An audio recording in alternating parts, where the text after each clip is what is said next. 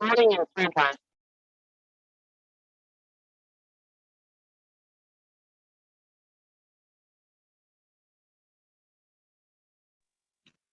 Good afternoon, everyone.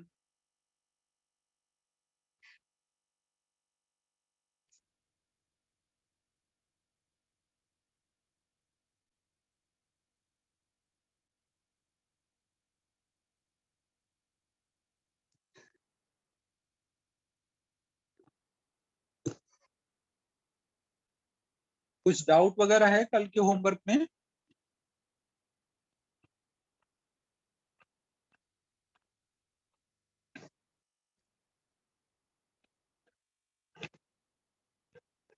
अच्छा, homework नहीं था?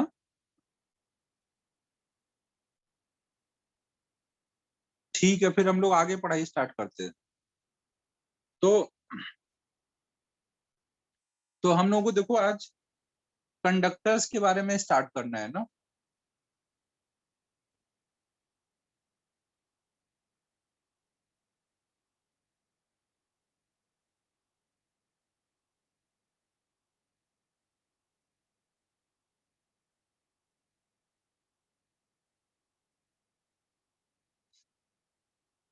अब ये इस चैप्टर का लास्ट टॉपिक है कंडक्टर्स के बारे में।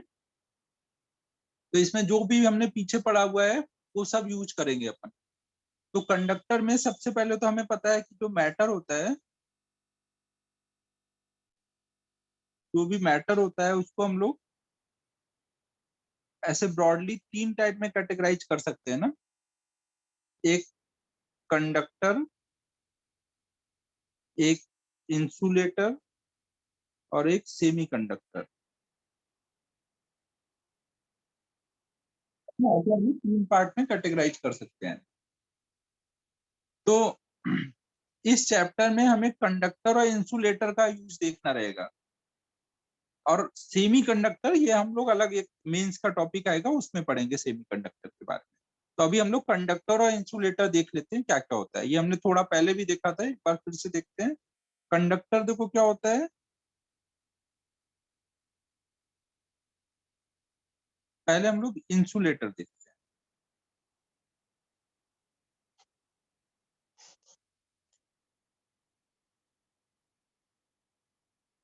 इंसुलेटर देखो क्या होता है, जैसे आपने कोई भी बॉडी ली और अगर आपने इसको कुछ चार्ज दे दिया तो इंसुलेटर ऐसे बॉडीज होते हैं जिनमें जो भी आप एक्स्ट्रा चार्ज दोगे वो एकदम टाइटली बाइंडेड होगा। इसमें कोई फ्री इलेक्ट्रॉन नहीं होता है जो मूव करता हो। तो जो चार्ज जहां पे रख दोगे वो वहीं पे रखे रहेंगे, ये मूव नहीं कर पाते हैं ना, वहां पे टाइटली बाइंडेड होते हैं। तो इंसुलेटर क्या होंगे, जहां पर जो भी चार्ज दे दोगे वो वहीं रखा रहेगा, ये मूव नहीं कर सकता है। ऐसे बॉडी जिनमें चार्ज मूव ना कर पाए उनको हम इंसुलेटिंग बॉडी बोलते हैं। और इंसुलेटिंग बॉडी में फ्री इलेक्ट्रॉन्स नहीं होते हैं। फ्री इलेक्ट्रॉन्स की वजह से ही चार्ज का मूवमेंट होता है, तो वो नहीं होता है, इसलिए चार्ज अपनी जगह ही रखा रहता है। तो charge will not be able to flow. क्यों ऐसा होता है? No free electrons.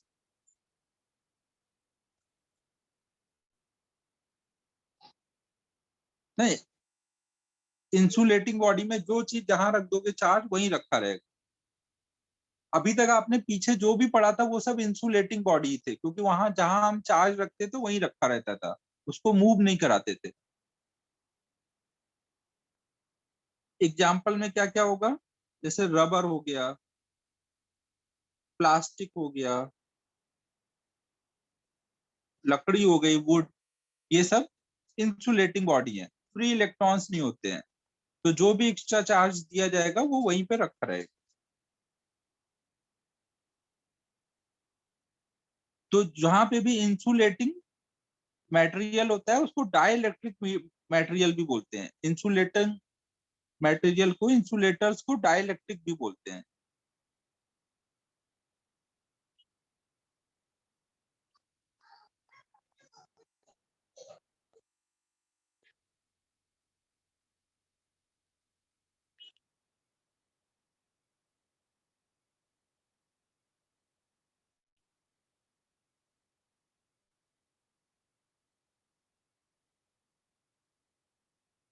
फिर हमें अब कंडक्टर के बारे में देखना है।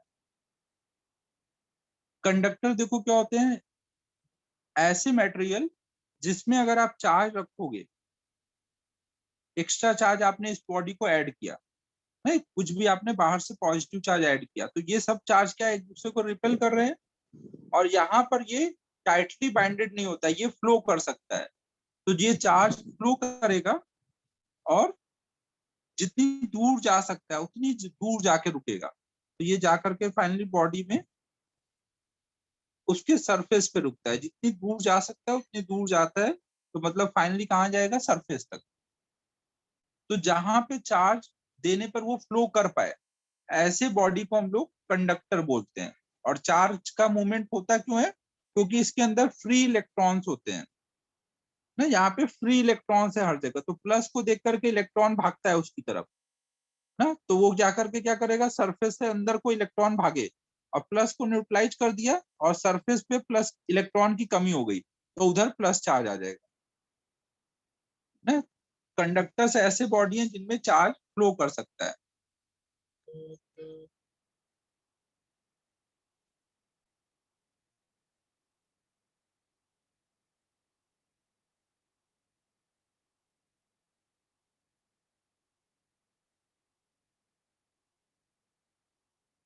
हाँ, सरफेस पे जाएगा चार्ज, रिपल्सन हो रहा है ना सब प्लस प्लस में, तो जितनी दूर भाग सकते हैं उतनी दूर भागते हैं, तो सरफेस तक जाएंगे, सरफेस के आगे तो जा ही नहीं सकते हैं, तो सरफेस पे जाकर रुकेंगे।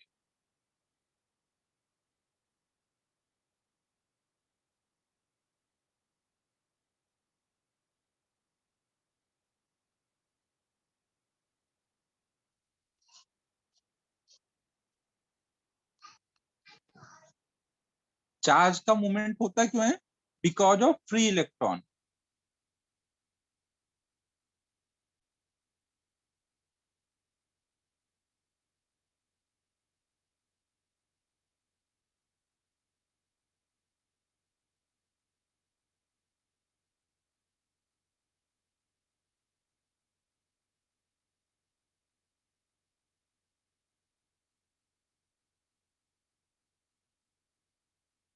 ना तो यहाँ पे अगर आपने कोई बॉडी को प्लस चार्ज दिया,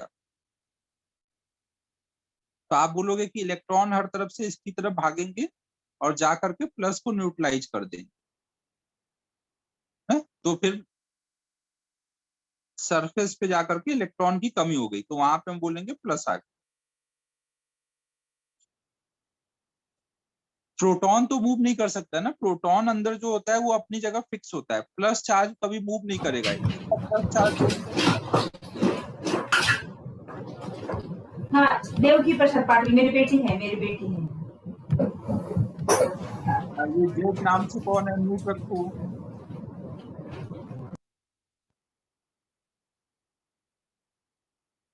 नाम सही से रखो बच्चों, ऐसे नहीं करो, जो एक्चुअल नाम है वही रखो।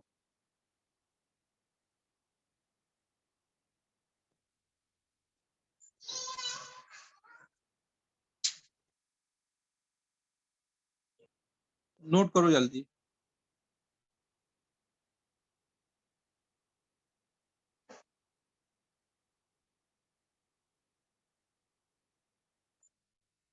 अबे भावेश, ये क्या कर रहे हो तुम, जेड नाम से कर रखे हो, ऐसा क्यों। अच्छा, भावेश नहीं है ये, कौन था फिर जेड नाम से, खुद से तो कोई बताने वाला नहीं है।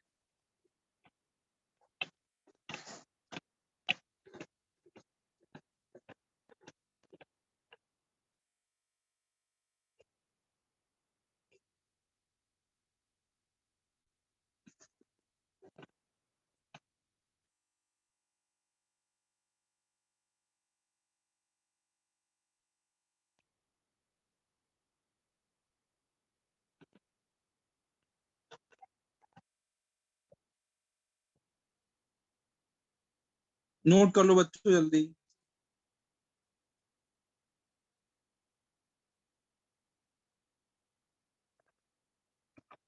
लोगों को मौका मिला कि नहीं, भावेश के पीछे पड़ गए। भावेश के मजे लेने में सबको मजा आता है।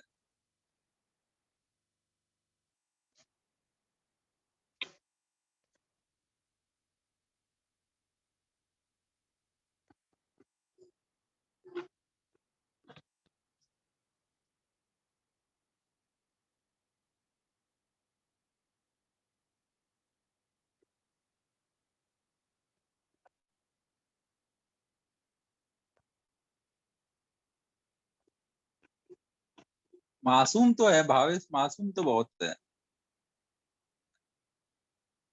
क्वार्टर जैसी चीजें मासूम लोग ही तो लेते हैं।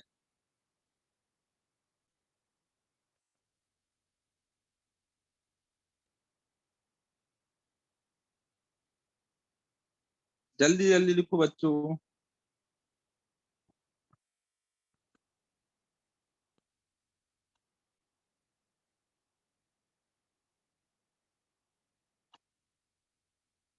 ये हो गया, कंडक्टर वाला पार्ट भी हो गया। हमेशा जो चार्ज का फ्लो होगा वो किसके वजह से होगा? इलेक्ट्रॉन के वजह से होगा ना। कभी भी प्रोटॉन मूव नहीं करते हैं। अगर आपने निगेटिव चार्ज दिया होता, अगर आपने बॉडी पे निगेटिव चार्ज दिया होता, तो इसका मतलब इस बार एक्सेस में इलेक्ट्रॉन दिए है ना, एक्सेस में इलेक्ट्रॉन है, तो इलेक्ट्रॉन रिपल्सन की वजह से भागेंगे और सब जा करके सरफेस पे जाके रुकेंगे।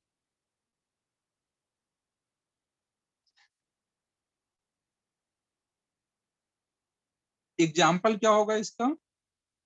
कंडक्टर का एग्जाम्पल क्या होता है?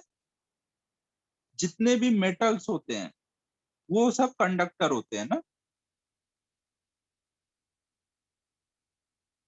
तो जहां पे भी अभी आगे क्वेश्चन में कहीं पे भी मेटल आ जाए या कंडक्टर आ जाए, मतलब सेम चीज है।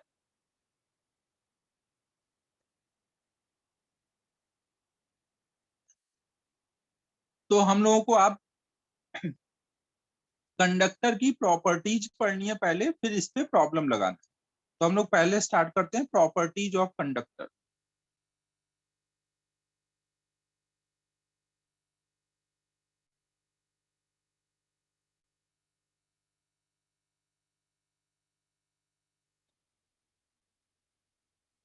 तो प्रॉपर्टीज ऑफ कंडक्टर में देखो क्या है। पहली प्रॉपर्टी कि कोई भी अगर आप कंडक्टर लेते हो तो इसके अंदर की electric field in electrostatic condition हमेशा जीरो होती है। ऐसा होना चाहिए या नहीं होना चाहिए, क्या बोलते हो? अगर हम कोई भी कंडक्टर लेते हैं तो इसके अंदर की इलेक्ट्रिक फील्ड, कंडक्टर के अंदर की इलेक्ट्रिक फील्ड हमेशा जीरो मिलेगी इन electrostatic condition. Electric field inside conductor will always be zero in electrostatic condition।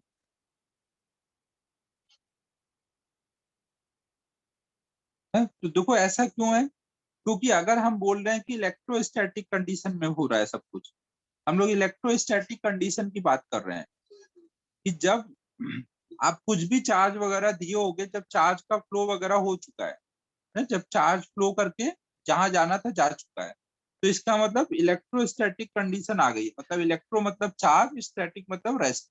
जब चार्ज का फ्लो बंद हो चुका है, रेस्ट पे आ गया है, तो उस टाइम पे अंदर की इलेक्ट्रिक फील्ड जीरो होनी चाहिए। अगर मान लो जीरो नहीं होगी तो क्या होगा? अंदर फ्री इलेक्ट्रॉन तो बहुत सारे हैं। अगर अंदर इलेक्ट्रॉन है और इलेक्ट्रिक फील्ड अभी जीरो नहीं है, तो इलेक्ट्रॉन पे फोर्स लगेगा ना इलेक्ट्रिक फील्ड की वजह से। लगेगा या नहीं लगेगा बच्चों? अगर अंदर इलेक्ट्रिक फील्ड है और फ्री इलेक्ट्रॉन्स है अंदर अवेलेबल, इलेक्ट्रॉन तो भर भर के रहेंगे कंडक्टर में, तो उनपे फोर्स लगेगा। अगर फोर्स लगेगा तो ये इलेक्ट्रॉन चलेंगे या रुके रहेंगे? ये फ्री टू मूव है और इलेक्ट्रिक फील्ड का फोर्स लग रहा है, तो ये इलेक्ट्रॉन चलेंगे। अगर चलेंगे तो वो रेस्ट हुआ या मोशन हो गया?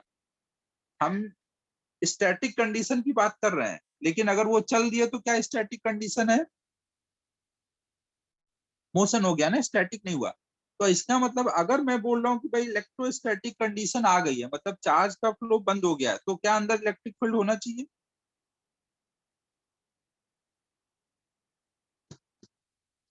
नहीं होना चाहिए ना। अगर इलेक्ट्रोस्टैटिक कंडीशन आ गई है तो अंदर अब इलेक्ट्रिक फील्ड नहीं हो सकता, क्योंकि अगर हुआ तो फिर चार्ज चलेंगे, जबकि आप बोल रहे हो कि इलेक्ट्रोस्टैटिक कंडीशन है। तो इसलिए यहाँ पे इलेक्ट्रोस्टैटिक को अंडरलाइन कर देना है ना, इलेक्ट्रोस्टैटिक कंडीशन में ही ऐसा होगा कि अंदर इलेक्ट्रिक फील्ड जीरो होगा। तो ये पॉइंट भी मैं लिख देता हूँ कि if E is not equal to 0, then free electrons will move due to force. That means there is no electrostatic condition.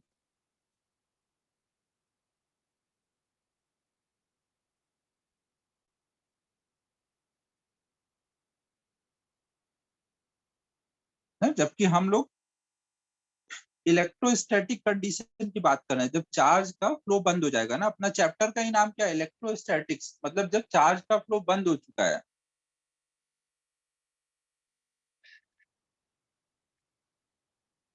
नहीं नहीं नहीं अमन, इलेक्ट्रो मोशन ऐसा कुछ, करंट इलेक्ट्रिसिटी जो हम आगे चैप्टर पढ़ेंगे उसमें हम यही पढ़ेंगे कि जब इलेक्ट्रॉन मूव करेगा तो उस चैप्टर को करंट इलेक्ट्रिसिटी बोलेंगे। इलेक्ट्रो मोशन जो बोलना चाह रहा है अमन, उस चैप्टर का नाम होगा करंट इलेक्ट्रिसिटी। वो अगला चैप्टर है अमन। तेरी भावनाओं को देखते हुए ऐसा चैप्टर बना दिया गया है करंट इलेक्ट्रिसिटी करके।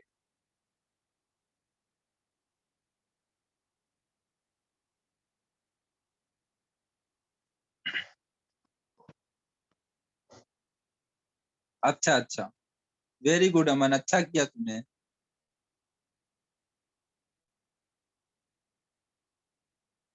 फिर सेकेंड प्रॉपर्टी हम लोग देख रहे हैं।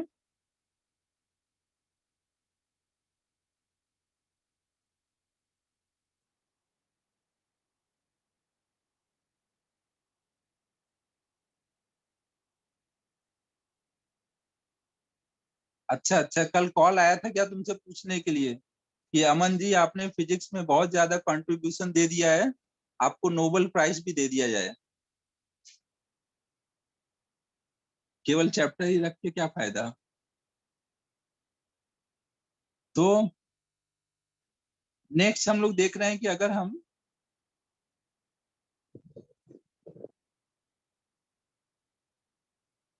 देख रहे हैं कि अगर हमारे पास कोई कंडक्टर है और इलेक्ट्रोस्टैटिक कंडीशन आ चुकी है ना, जो भी चार्ज है सब सरफेस पे पहुंच गया है, तो इस कंडक्टर के अंदर क्या चार्ज रह सकता है इलेक्ट्रॉन स्टैटिक कंडीशन में? कभी भी कोई कंडक्टर के अंदर क्या चार्ज रह सकता है? नहीं रह सकता। आप उसको कैसे प्रूव कर सकते हो? देखो, अगर आपका पहला वाला पॉइंट बोलता है कि अगर अंदर ई जीरो है, तो वही बोलता है कि अंदर चार्ज भी जीरो हो गया है। क्योंकि अगर ई जीरो है तो इसका मतलब अगर मैं एक ऐसे डॉटेड लाइन ले लूं गॉसियन सरफेस, तो इस गॉसियन सरफेस के हर पॉइंट पे ई क्या हो रखा है? एक कंडक्टर के अंदर मैंने एक गॉसियन सरफेस लिया, इलेक्ट्रोस्टैटिक कंडीशन में हर पॉइंट पे ई कितना है? जीरो है। अगर ई जीरो है तो इसका मतलब इससे फ्लक्स भी कितना पास होगा?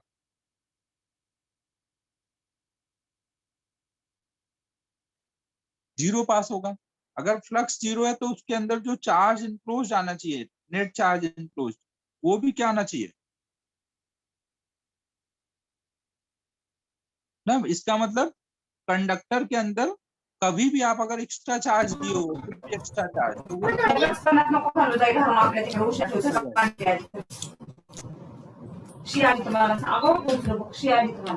कौन आ गया भाई? पेपर रेंज नसली तर अरे जेड भाई, ये क्या कर रहे हो तुम? तुमचे सीम थोड़ा बीम सा का रख वेगळे लो हम पे भी। जेड भाई म्यूट कर लो और नाम चेंज कर लो। अब अगली बार मैं बाहर निकाल दूंगा अगर अब तुमने चेंज नहीं किया और क्लास डिस्टर्ब की। तो अगर हम कोई भी conductor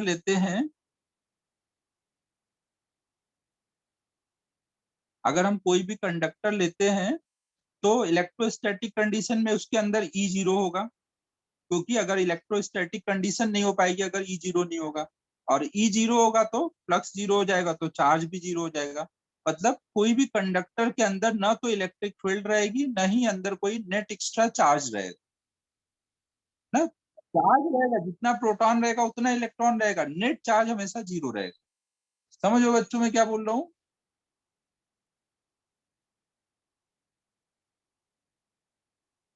net charge inside conductor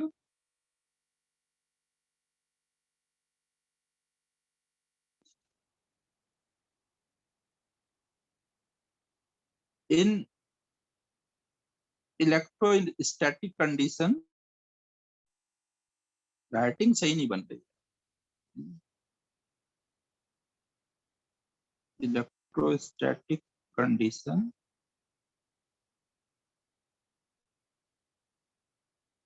will always zero. ये ध्यान रखना, ये सब में इलेक्ट्रोस्टैटिक कंडीशन की बात चल रही है।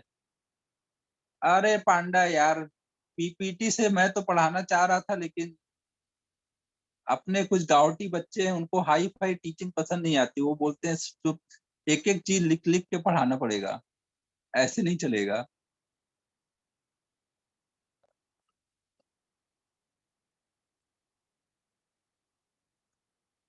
उनको ये हाई फाई टीचिंग पसंद नहीं आई, उनको था कि भाई एक एक चीज लिखो, तो हम भी लिखेंगे साथ साथ और फिर पढ़ेंगे।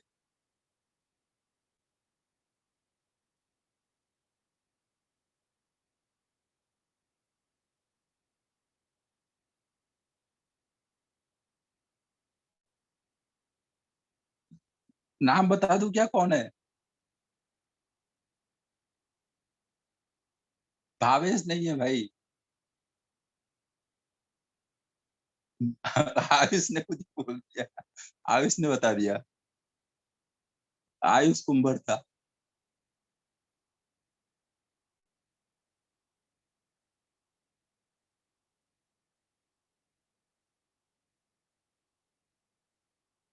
तो देखो भाई, दोनों पॉइंट क्लियर है बच्चों। ई भी जीरो होगा अंदर और चार्ज भी जीरो होगा।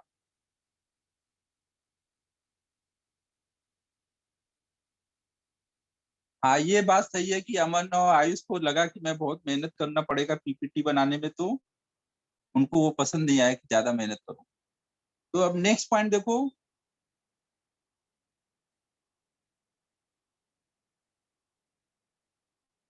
अच्छा हाँ, वो आयुष को कुंभर ब्रदर वो एक साथ ही आ जाता है। अब देखो, मैंने ये देख लिया कि भाई अगर मैं कोई भी कंडक्टर को चार्ज देता हूं तो अंदर ई जीरो रहता है और चार्ज जीरो रहता है। अगर मैं कोई कंडक्टर को किसी एक्सटर्नल इलेक्ट्रिक फील्ड में रख दूं तो क्या होगा? अगर मान लो कोई एक्सटर्नल इलेक्ट्रिक फील्ड है और उसमें कंडक्टर को रख दूं, तो वहां पर क्या होगा बच्चों? क्या अंदर चार्ज आ जाएगा?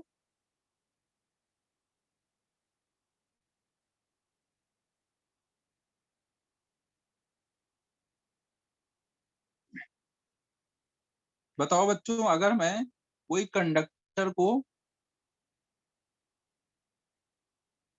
किसी एक्सटर्नल इलेक्ट्रिक फील्ड में रख दूं तो वहां पर क्या होगा? अगर मान लो थोड़ी देर के लिए मान लेते हैं एक न्यूट्रल कंडक्टर है, तो क्या होगा यहाँ पर? क्या अंदर इलेक्ट्रिक फील्ड आ जाएगा?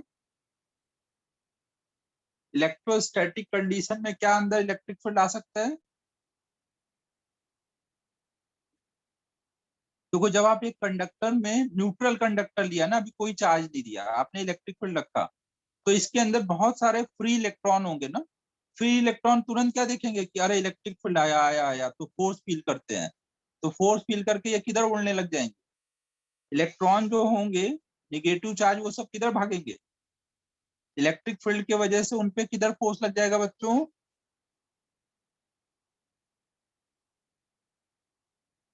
अब भावेश, तुमको कल ही मैंने समझाया था कि थोड़ा रुक के बोलते हैं। लेफ्ट में ना, जिधर निगेटिव चार्ज पे फोर्स किधर लगता है? जिधर राइट में अगर इलेक्ट्रिक फील्ड है तो लेफ्ट में फोर्स लगेगा ना, निगेटिव चार्ज पे उल्टा फोर्स लगता है। तो इधर क्या होने लग जाएगा? निगेटिव चार्ज आने लग जाएगा। नहीं, इलेक्ट्रॉन सब भाग भाग करके इधर आके रुकने लग जाएंगे। अब इधर वाला साइड देखेगा कि भाई सब इलेक्ट्रॉन चले गए, ये एरिया तो खाली हो गया, इलेक्ट्रॉन की कमी हो जाएगी। अब इलेक्ट्रॉन की कमी हो जाएगी तो क्या हो जाएगा? वहां पे पॉजिटिव चार्ज बोलेंगे आ गया। तो अब ये जो पॉजिटिव चार्ज आ रहा है और निगेटिव चार्ज आ रहा है, इसकी वजह से क्या अंदर कोई इलेक्ट्रिक फील्ड आएगा? अगर इधर प्लस चार्ज है इधर माइनस चार्ज है, तो क्या इन चार्ज की वजह से यहाँ कोई इलेक्ट्रिक फील्ड आएगा? आएगा ना भाई, इलेक्ट्रिक फील्ड चार्ज आएगा तो चार्ज का इलेक्ट्रिक फील्ड तो आएगा ही ना।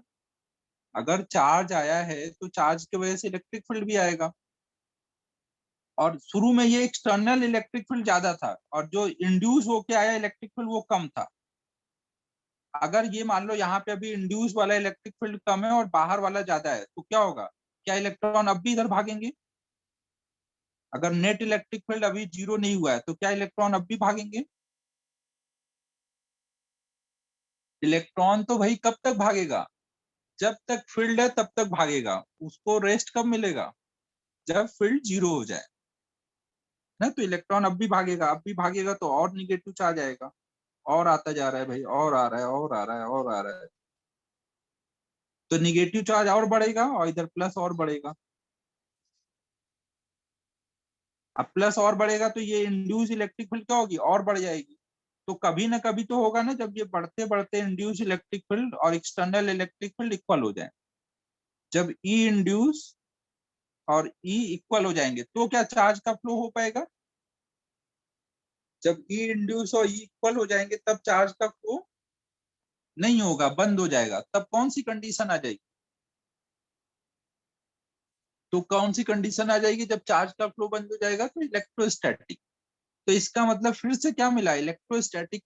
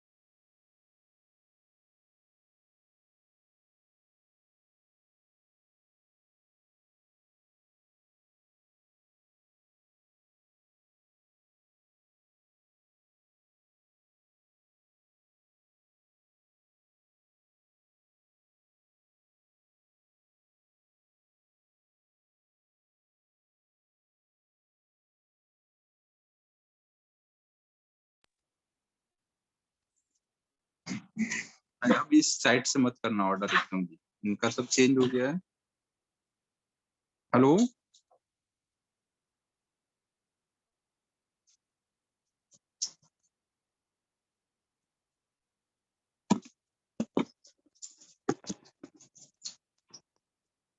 हाँ बच्चों आवाज आ रही है ना, कॉल आ गया था यार।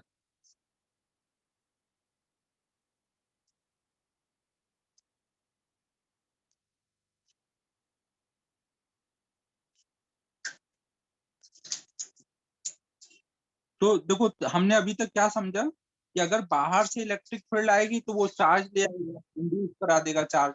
तो इंड्यूस चार्ज का इलेक्ट्रिक फील्ड आ जाएगा और इंड्यूस चार्ज का इलेक्ट्रिक फील्ड बाहर के इलेक्ट्रिक फील्ड को कैंसिल कर देगा। जब वो दोनों कैंसिल होने लग जाएंगे तो आप बोल सकते हो कि अंदर इलेक्ट्रोस्टैटिक कंडीशन आ गई। तो इलेक्ट्रोस्टैटिक कंडीशन में फिर से अंदर इलेक्ट्रिक फील्ड जीरो हो जाएगा। अगर दोनों इक्वल हो गए तो अंदर का नेट इलेक्ट्रिक फील्ड आप बोल सकते हो ई माइनस ई इंड्यूस मतलब जीरो। ठीक है बच्चों।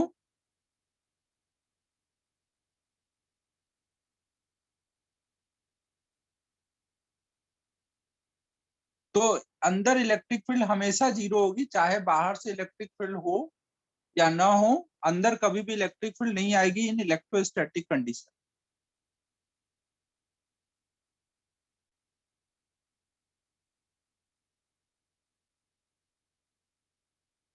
अब यार इलेक्ट्रॉन पे जब यहाँ इलेक्ट्रिक फील्ड लगाओगे तो इलेक्ट्रॉन चलेंगे या नहीं चलेंगे?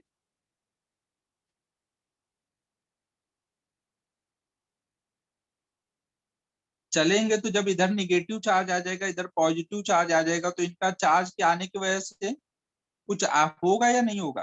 पहले नहीं थे, बाद में आ गए, तो उनके आने का कुछ इफेक्ट पड़ेगा या नहीं पड़ेगा? होगा ना भाई। तो अब ये प्लस चार्ज है, ये माइनस चार्ज है, तो प्लस और माइनस की वजह से इलेक्ट्रिक फील्ड किधर आएगा? प्लस से अवे और टुवर्ड्स माइनस है। यहाँ पर एक इस डायरेक्शन में इलेक्ट्रिक फील्ड आने लगेगा ना, इसको इंड्यूस्ड इलेक्ट्रिक फील्ड बोलोगे, क्योंकि ये इंड्यूस्ड चार्ज की वजह से है। और इसका काम क्या है? जो बाहर से इलेक्ट्रिक फील्ड आ रहा है उसको कैंसिल करना। तो यहाँ ये चीज लिख लेते हैं, if a conductor is placed in a external electric field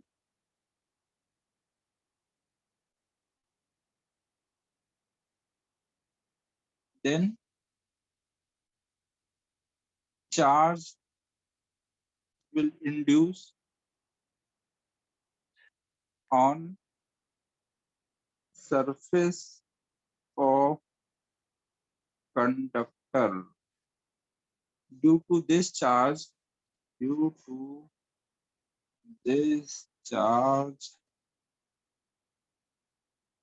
electric field will come.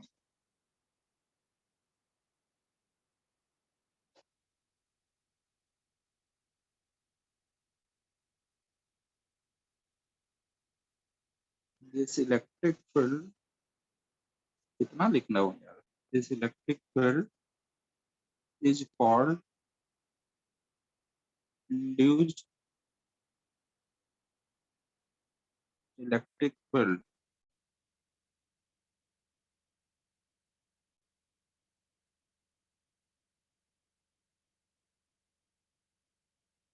In electrostatic condition, E induced will be equal to E external. That means E net will be 0. चलो बच्चों मेहनत करो अब तुम लोग भी।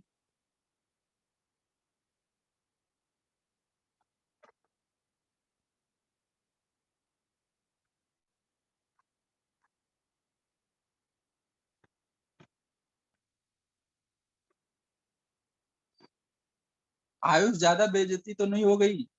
दिल पे मत ले लेना भाई।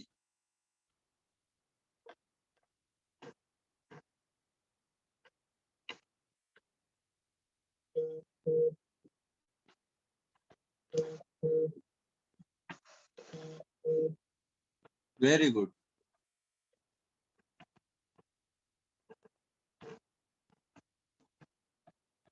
आयुष अपना लड़का तो हीरा है एकदम, कितनी भी बेइज्जती कर दो लेकिन खुश रहता है।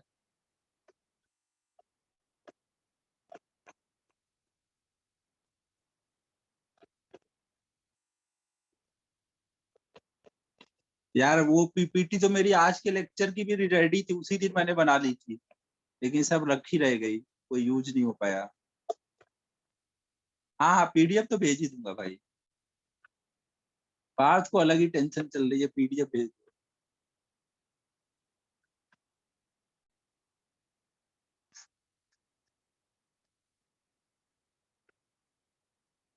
हाँ आयुष मैं समझ जाऊँ, तेरी दिल की भावना है, मैं समझ रहा हूँ।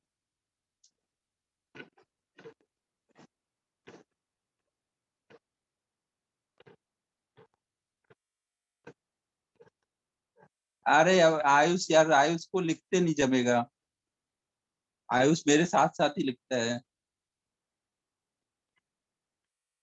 यार। फिर वो अभी कुंबर भी सीरियस नोट लिखने लग जाएगा। जाने दे चवन यार, ऐसे ही ठीक है अपन, आराम से लिखेंगे एक एक लेटर और पढ़ पढ़ के फिर समझेंगे। हो गया यहाँ तक?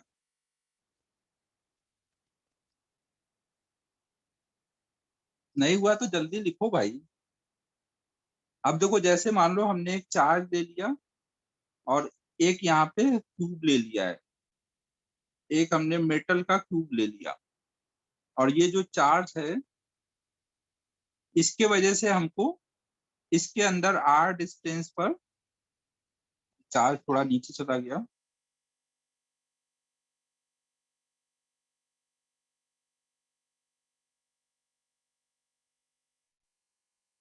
आर डिस्टेंस पर हमने एक क्यू चार्ज लिया, तो इसके अंदर एक पॉइंट सी है, तो हमें बताना है find electric field at C due to induced charge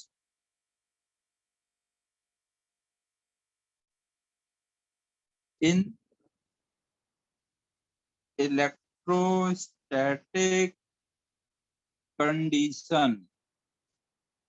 electrostatic condition में बच्चों हमें बताना है इंड्यूस चार्ज की वजह से कितना इलेक्ट्रिक फील्ड आएगा एट पॉइंट सी। हमने एक ट्यूब लिया है मेटल का और उसके पास में एक क्यू चार्ज रखा है।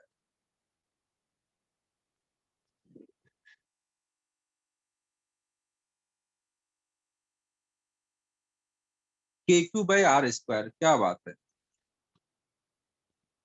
हमें पता है कि भाई इलेक्ट्रोस्टैटिक कंडीशन में अंदर हर पॉइंट पे इलेक्ट्रिक फील्ड क्या हो जाना चाहिए। इलेक्ट्रोस्टैटिक कंडीशन में अंदर हर पॉइंट पे इलेक्ट्रिक फील्ड जीरो हो जाना चाहिए। तो जीरो कब होगा, जब क्यू चार्ज का इलेक्ट्रिक फील्ड जो होगा अवे फ्रॉम चार्ज, ये कैंसिल हो रहा होगा इंड्यूस चार्ज के इलेक्ट्रिक फील्ड से। तो इसका मतलब हमें ई इंड्यूस पूछा है, तो हम बताएंगे किसका, क्यू चार्ज का। मैग्नीट्यूड तो उसी के बराबर ही होगा और डायरेक्शन उसके अपोजिट होगा। ठीक है बच्चों, नोट हो गया यहाँ तक।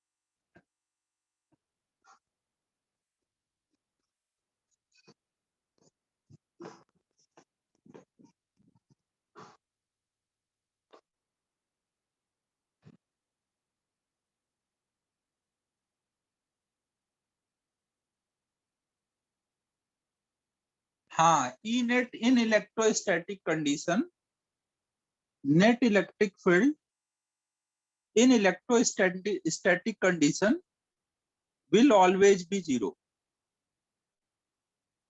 ठीक है सलोनी, इन ऑल कंडीशन ना, without any exception like organic chemistry, E will be zero in electrostatic condition always।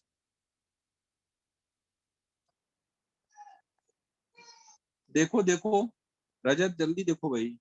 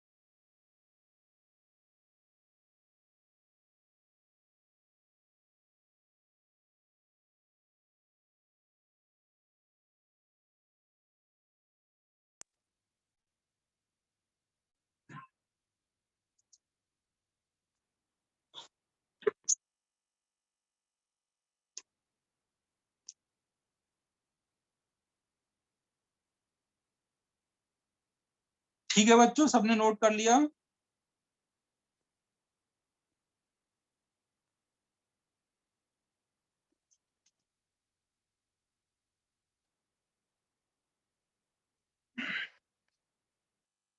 तो अब हम लोग नेक्स्ट देखते हैं। 3 पॉइंट हुए ना, चौथा पॉइंट, 9-10 पॉइंट देखने हैं आज। अगर हम लोग मान लो कोई कंडक्टर लेते हैं और इसके अंदर कैविटी बना दें ना, यहाँ पे कैविटी है, ये सब जगह मेटल है, और फिर अगर हम इसको कुछ चार्ज देते हैं तो अब ये चार्ज कहाँ जाएगा? सब आउटर सरफेस पे ही जाएगा या कुछ कैविटी के सरफेस पे भी जाएगा? सिचुएशन समझ गए बच्चों? एक कंडक्टर लिया है जो अंदर से थोड़ा खाली है ना, उसमें थोड़ा कैविटी बना हुआ है। अब अगर हम उसको चार्ज देंगे तो सारा चार्ज क्या भाग के बाहर वाले सरफेस पे ही पहुंचेगा या थोड़ा बहुत अंदर भी पहुंच जाएगा, अंदर वाले कैविटी के सरफेस पे भी? तो पांडा जी ने बोला कि कुछ तो अंदर भी पहुंच जाना चाहिए, क्योंकि ऐसा लग रहा है। लेकिन लगने से बात बनती नहीं है, आपको एक लॉजिक बताना पड़ेगा कि क्यों पहुंच जाएगा। क्या कोई लॉजिक है?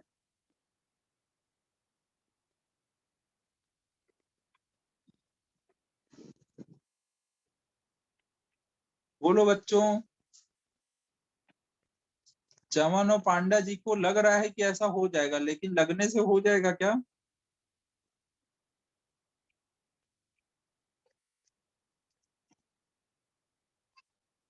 रिपल्सन करके दूर भागेगा, तो दूर भागेगा तो बाहर वाले सरफेस पे भाग जाए, अंदर तो भागेगा। तो अब हम लोग इसको समझते हैं कि क्या ऐसा हो सकता है। अब मुझे आप ये बताओ कि अगर मैं यहाँ पर एक गॉसियन सरफेस ले लूं, मेटल के अंदर मैं एक गॉसियन सरफेस ले लूं, तो इसके हर पॉइंट पे जब चार्ज का फ्लो बंद हो जाएगा तो इसके हर पॉइंट पे ई कितना आना चाहिए? बताओ बच्चों, गॉसियन सरफेस के हर पॉइंट पे ई कितना होगा? इलेक्ट्रोस्टैटिक कंडीशन में ई हमेशा कितना होता है?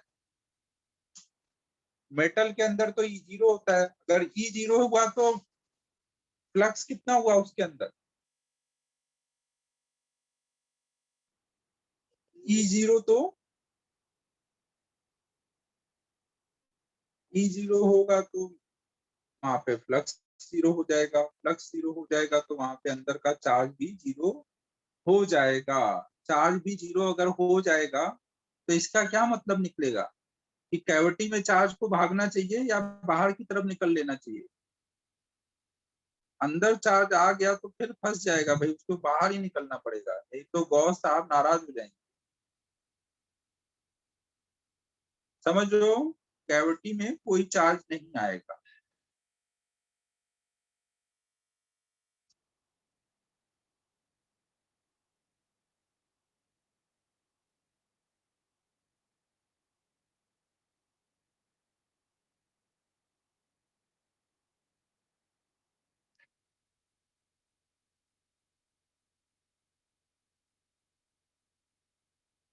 अरे अभी भी नहीं समझा? If cavity is present in conductor then नहीं सोच सकते हम ऐसे भावेश।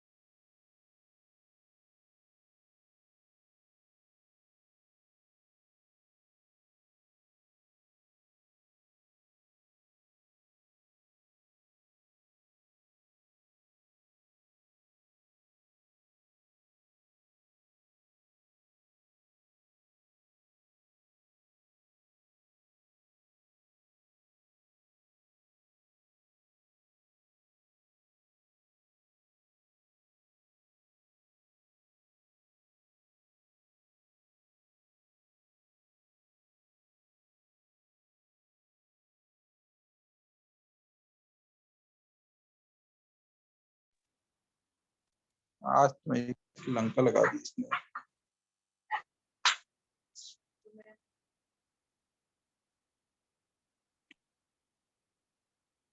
हेलो बच्चों,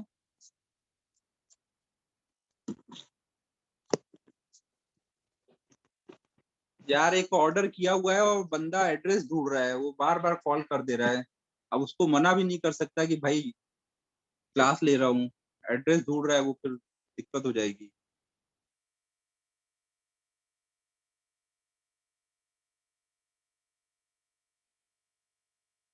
तो पांडा जी ने बोला कि समझ नहीं आया।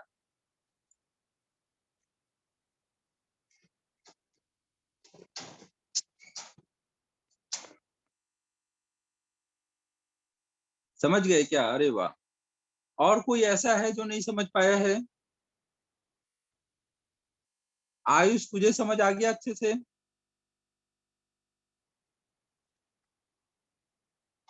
आयुष बेटा समझ आ गया? अबे भावेश, मैंने तेरा पढ़ाई नहीं की, क्यों नहीं सोच सकते? तूने पहले लिख दिया था ऐसा नहीं सोच सकते क्या? तो मैंने फिर सोचा ही नहीं ऐसे।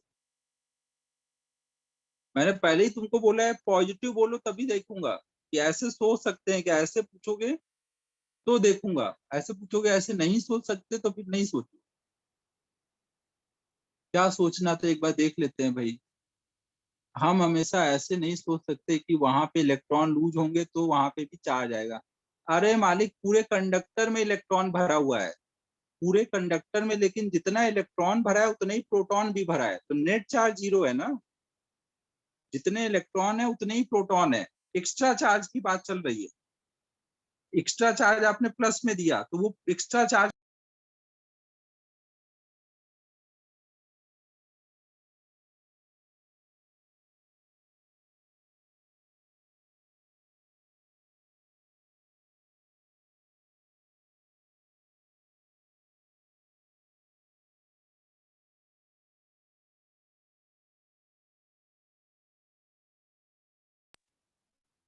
अब फिर एक बार खोलेगा गेट पे आके।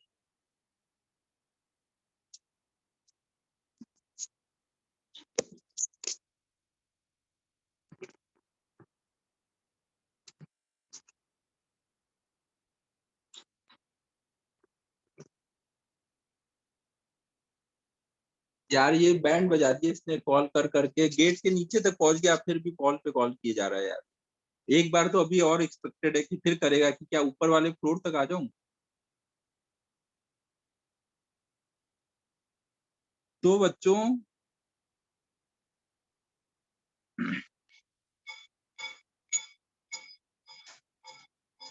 आप ये समझ गए कि एक अगर मैं गॉसियन सरफेस लूंगा तो उस पे ई तो जीरो आएगा, ई जीरो आएगा तो फ्लक्स जीरो आएगा, फ्लक्स जीरो आएगा तो चार्ज जीरो आएगा। तो इसका मतलब अंदर चार्ज नहीं आ सकता है।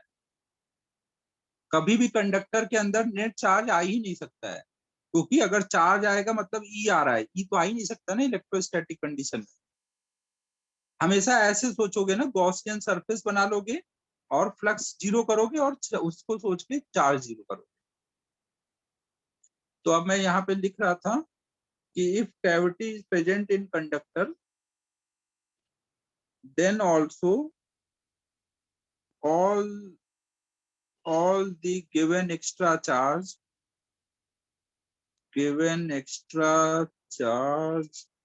will move to outer surface। अंदर कुछ भी नहीं आने वाला। 4 पॉइंट हो गए बच्चों, जल्दी जल्दी लिख डालो।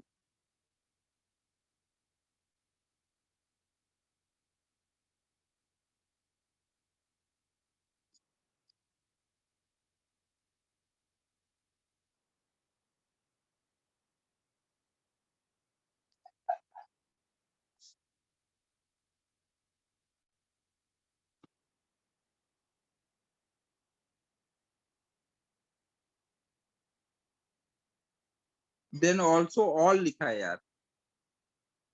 हैंड राइटिंग तो मेरी इतनी अच्छी है यार, तब भी पढ़ नहीं पा रहा तुम लोग। देन ऑल द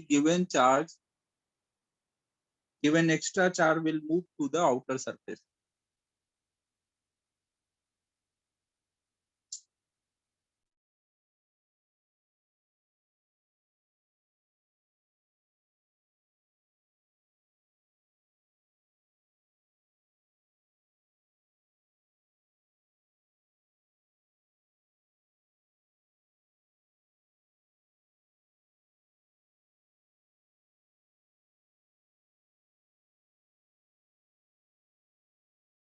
वर्ष करना, मेरे नंबर से एकदम नहीं करो यार ऑर्डर, तो कितना ज्यादा डिस्टर्ब हो गया यार।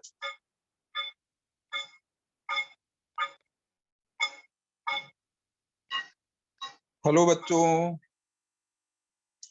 यार उसका अभी तक वो कंप्लीट।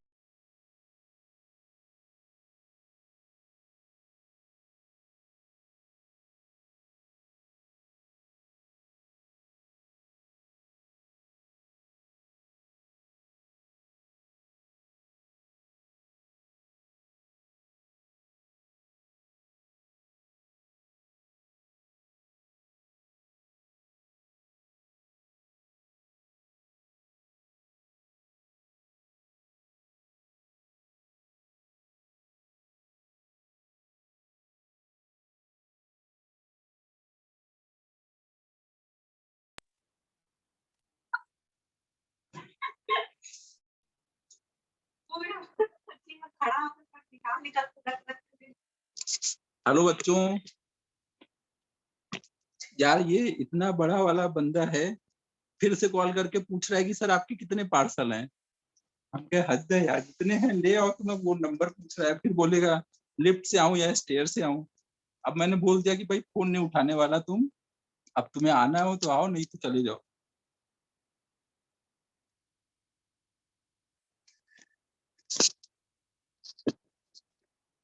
तो हम लोग देखो कहाँ तक पहुंच गए। तो हम लोग अभी तक ये समझ लिए हैं कि कंडक्टर में ई जीरो होता है, कंडक्टर के अंदर नेट एक्स्ट्रा चार्ज जीरो होता है। सारा का सारा अगर चार्ज कुछ गिवन होगा तो सब बाहर के सरफेस पे ही पहुंच जाएगा। ठीक है बच्चों।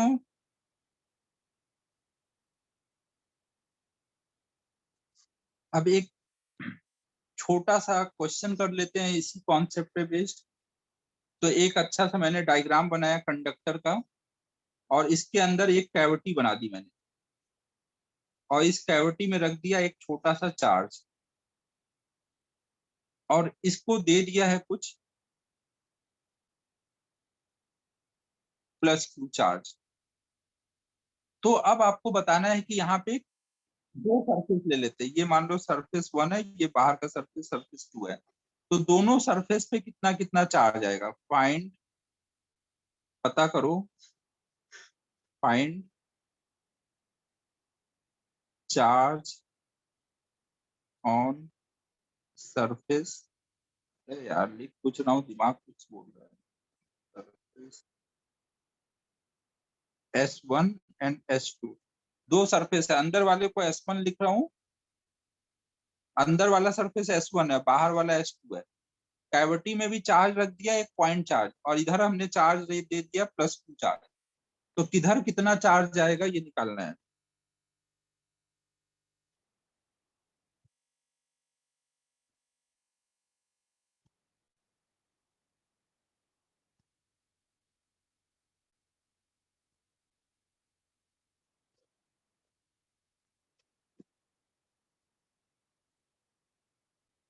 कैविटी में चार्ज है मालिक, कैविटी में अगर चार्ज रखोगे तो रास्ता ही नहीं है ना, यहाँ पर हवा है, हवा। हवा से कैसे उड़ के जाओगे तुम। इसने सुपरमैन के बारे में सुना नहीं है पॉइंट चार्ज में। ये बस जहां रख दो वहीं बैठा रहना जानता है। बीच में हवा है, खाली जगह है। कंडक्टर यहाँ है ना, ये यहाँ पे मटेरियल भरा हुआ है सब।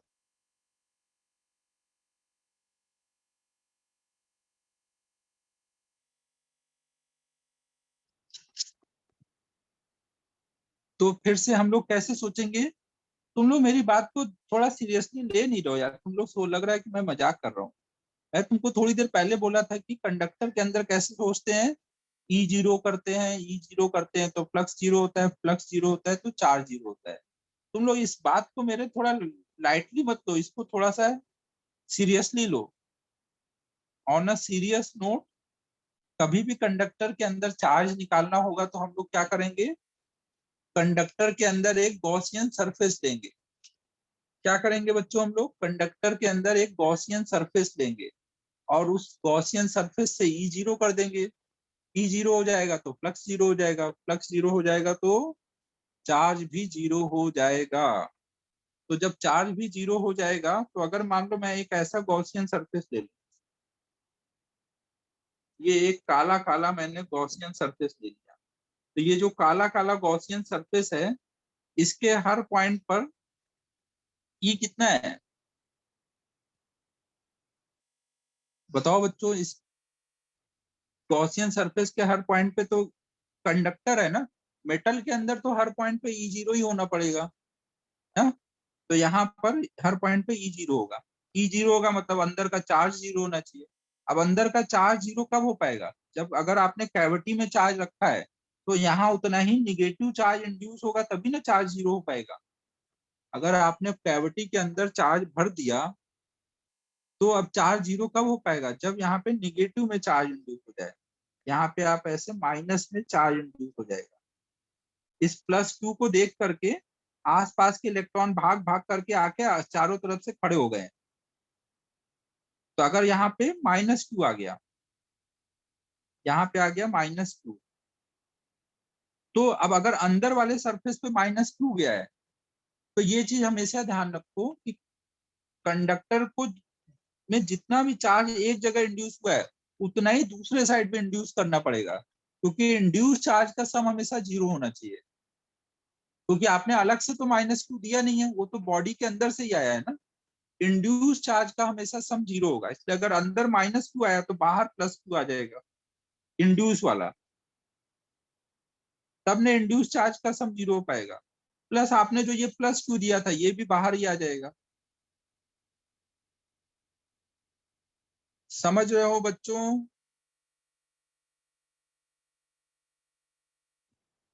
ये क्या क्या हो गया, बहुत कुछ बता दिया गया इतनी जल्दी जल्दी। भावेश तो बोलेगा सरी चकरा गया अब तो। वेरी गुड श्रेयस, मैं यही एक्सपेक्ट ही कर रहा था कि सब बोलो कुछ नहीं समझा, कुछ नहीं समझा। वेरी गुड, तुम लोगों की जवाब सुन करके वेरी गुड, वाह वाह। ओम पटोले ने तो आज पहली बार बोला कि नहीं समझा। ओम पटोले तो हमेशा यही बोलता था सब आ गया समझ। ये भी लगे हाथ बहती गंगा में हाथ धो ले रहा है। तो चलो बच्चों फिर वंस मोर एक बार सोचा जाए। तो देखो क्या है यहाँ पर कि जब हमने इस कंडक्टर को चार्ज दिया, तो जो आप चार्ज दोगे वो सब कहाँ भाग जाएगा, आउटर सरफेस पे। ये हम पहले ही सीख चुके हैं, है कि नहीं। आउटर सरफेस पे जो आपने चार्ज दिया वो पहुंच चुका है, कितना पहुंच चुका है, स्मॉल क्यू। स्मॉल क्यू पहुंच चुका है, और अंदर वाला जो प्लस क्यू है, इसको देख के यहाँ माइनस क्यू इंड्यूस हो गया। अगर यहाँ पे माइनस क्यू इंड्यूस होगा, तो इस माइनस क्यू की वजह से बाहर प्लस क्यू को इंड्यूस होना पड़ेगा। क्यों?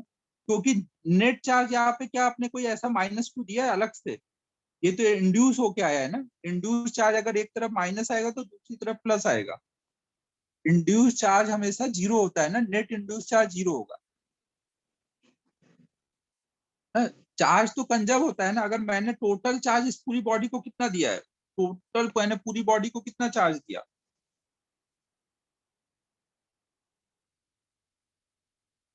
ये एक अच्छा सा डायग्राम बनाया और सारा चार्ज दिखा दो, प्लस क्यू माइनस क्यू, और बाहर वाले सरफेस पे प्लस क्यू और प्लस क्यू। टोटल मुझे बताओ मैंने पूरी बॉडी को कितना चार्ज दिया, एक ये स्मॉल क्यू और एक कैविटी में प्लस क्यू। तो पूरी बॉडी पे जो भी टोटल चार्ज आना चाहिए सम करके, वो कितना आना चाहिए, इतना ही आना चाहिए ना जितना दिया है। क्योंकि हमने पढ़ा हुआ है कि चार्ज हमेशा कंजर्व रहता है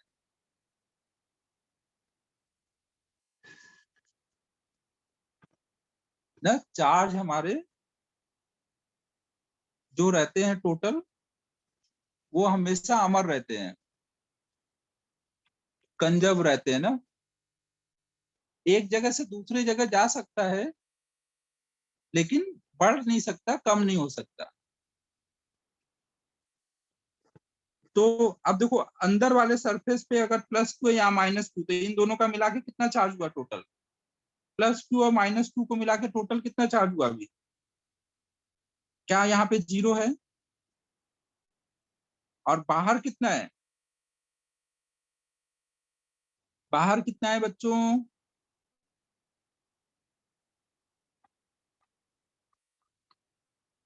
क्यू प्लस क्यू है ना, इतना ही दिया था ना आपने टोटल चार्ज, तो अंदर तो 0 है, बाहर इतना है, तो पूरी बॉडी पे कितना चार्ज है? क्यू प्लस क्यू ना।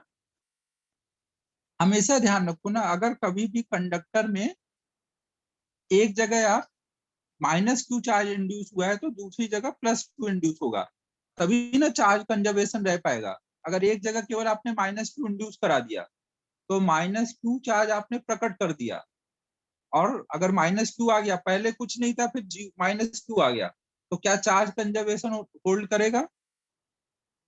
अगर आपने एक जगह माइनस क्यू चार्ज प्रकट कर दिया और पहले कुछ नहीं था वहां चार्ज, ना तो आपने कुछ चार्ज दिया है, तो क्या चार्ज कंजर्वेशन ट्रू हो पाएगा? नहीं हो पाएगा ना। तो हमें चार्ज कंजर्वेशन प्रूव करने के लिए हमेशा ध्यान रखो, जितना भी एक जगह चार्ज इंड्यूस होगा माइनस में, उतना ही दूसरी जगह प्लस में इंड्यूस करना पड़ेगा। तो ये माइनस आया तो इसलिए आउटर सरफेस पे प्लस आ गया, प्लस आपने जो क्यू चार्ज दिया था वो तो जाएगा ही बाहर वाले सरफेस पे, तो बाहर वाले पे इतना, अंदर पे प्लस क्यू माइनस। अगर समझ आ गया है तो बहुत अच्छी बात है, नहीं समझ आया है तो एक और क्वेश्चन करेंगे, उसके बाद समझ आ जाएगा। जल्दी जल्दी इसको लिख लो, डायग्राम बना लो, और फिर हम लोग एक और क्वेश्चन करते हैं।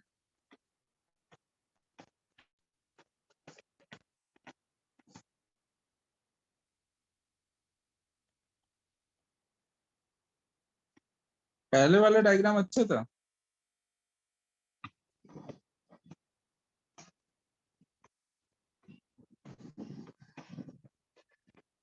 डायग्राम तो यार मैं अच्छा ही बनाता हूँ, ये वाला टैलेंट तो मेरे अंदर बहुत भरा हुआ है।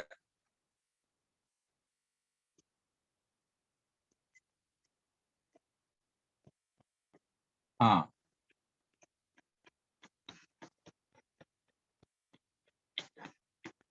ये तो तुम लोग मेरे डायग्राम को देख के समझ ही सकते हो कि कितना टैलेंट है मेरे अंदर।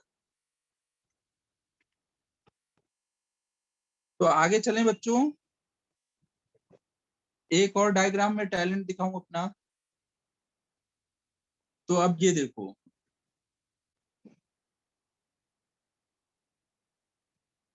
ये देखो एक और जबरदस्त डायग्राम बनाया मैंने, और इसके अंदर एक कैविटी बना दी, यहाँ पे रख दिया माइनस क्यू चार्ज, और इसको हमने दे दिया कुछ प्लस टू क्यू चार्ज। तो अब हमें बताना है हर एक सरफेस पे कितना कितना चार्ज आएगा। ये सरफेस 1, ये सरफेस 2।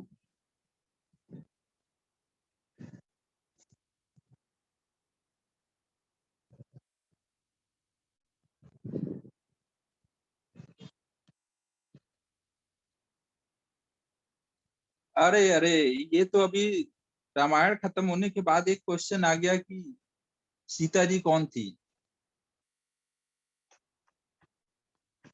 चवन ने पूछा है कि S1 पे कितना चार्ज आया है, क्या लगता है S1 पे कितना चार्ज आया है? ये जो यहाँ निगेटिव निगेटिव काला काला बनाया हुआ है, ये क्या है? Minus Q charge. तो ये कहाँ है, S1 पे है S2 पे है? ये जो हमने यहाँ पे काला काला बनाया था उसको लाल लाल कर दूं तो और अच्छे से दिखे। ये चार्ज कहाँ पर है, S1 पे है, तो इसी को बोलेंगे ना S1 का चार्ज, या फिर S2 वाले को बोल दें। तो यहाँ पे भाई चार्ज लिख देता हूँ, S1 पे आया है माइनस क्यू और S2 पे आया है क्यू प्लस क्यू।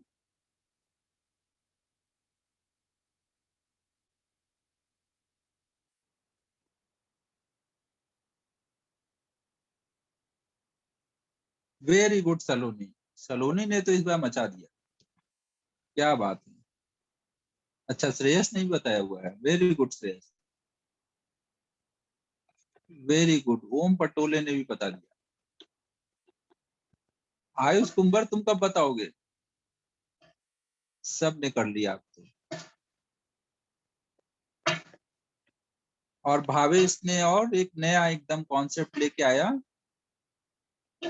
और उस कॉन्सेप्ट से 3Q चार्ज लेके आ गया बाहर वाले सरफेस पे। Very good Ayush. तो अब हम लोग देख लेते हैं। देखो मैंने बताया आपको कि अगर यहाँ पे -Q है तो यहाँ पे उतना ही निगेटिव अपोजिट चार्ज आएगा, तभी कंडक्टर के गॉसियन सरफेस में फ्लक्स जीरो हो पाएगा। अगर मैं यहाँ एक गॉसियन सरफेस लूं तो गॉसियन सरफेस से फ्लक्स जीरो कब हो पाएगा? जब यहाँ -Q है तो यहाँ पे कितना आ जाए, S1 वाले सरफेस पे +Q आ जाए ना। अब अगर +Q चार्ज इंड्यूस हो चुका है तो -Q को भी इंड्यूस करना पड़ेगा।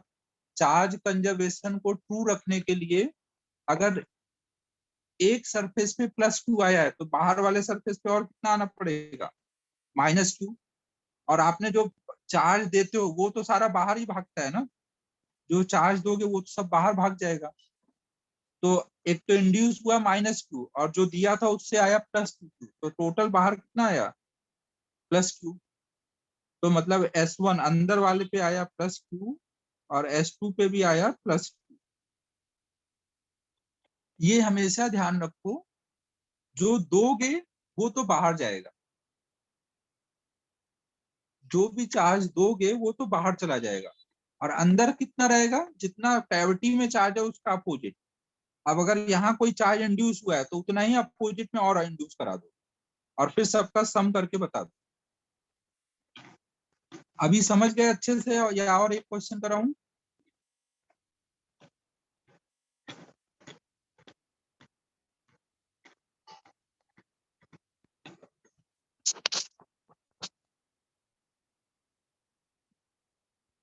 समझ गए सभी लोग, समझ गए। तो अब हम लोग अगले पॉइंट पे चलते हैं।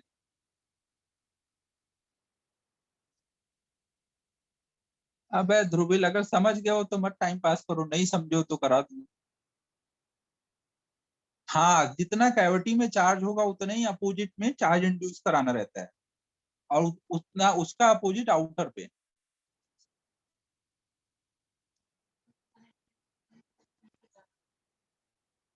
एक मिनट रुकना भाई।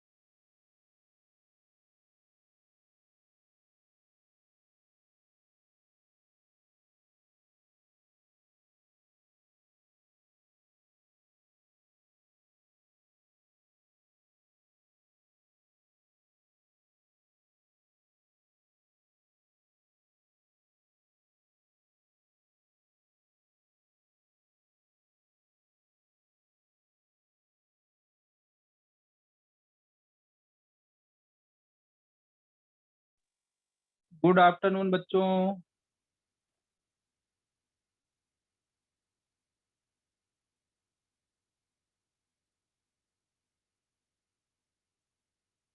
एक मैं एग्जाम्पल लेके एक बार और समझा देता हूँ। कोई भी आप कंडक्टर लोगे और इसमें कोई कैविटी बना दिया अगर आप,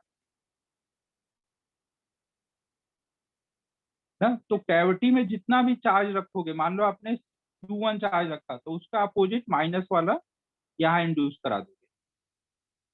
अगर अंदर कुछ इंड्यूस होगा तो वो उतना ही अपोजिट में बाहर भी इंड्यूस हो जाएगा। फिर अगर आपने इसको कुछ Q2 और दिया हुआ है तो जो दिया होगा वो सब तो बाहर ही आ जाए। तो यही मोरल ऑफ द स्टोरी बार बार करनी रहेगी। कुछ समझ रहा है बच्चों मैं क्या बोल रहा हूँ? कैविटी वाले चार्ज का अपोजिट यहाँ डाल दो और फिर जितना यहाँ है उसका अपोजिट यहाँ, और जो दिया है उसको भी बाहर, बस हो गया काम अपना।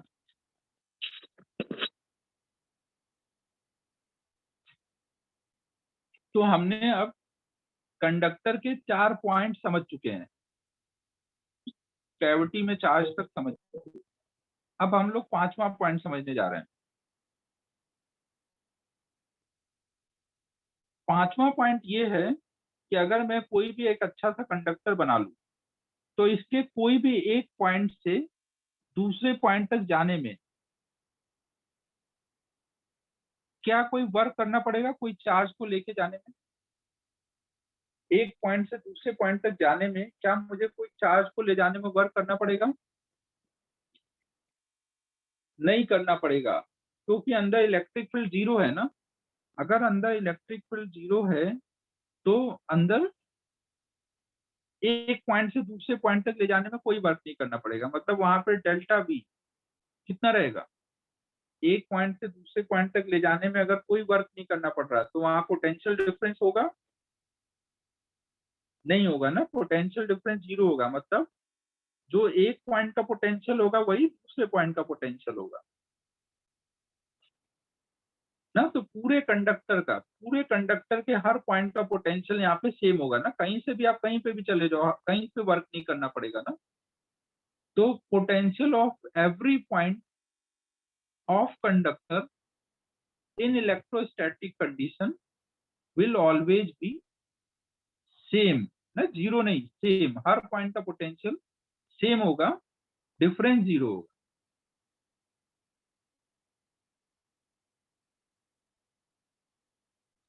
ये बात को और समझाऊं या समझ गए हो?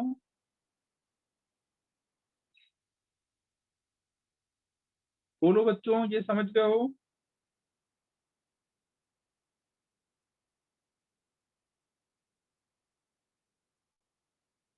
ठीक है, तो ये पॉइंट लिख लेते हैं। Potential of every point in electrostatic condition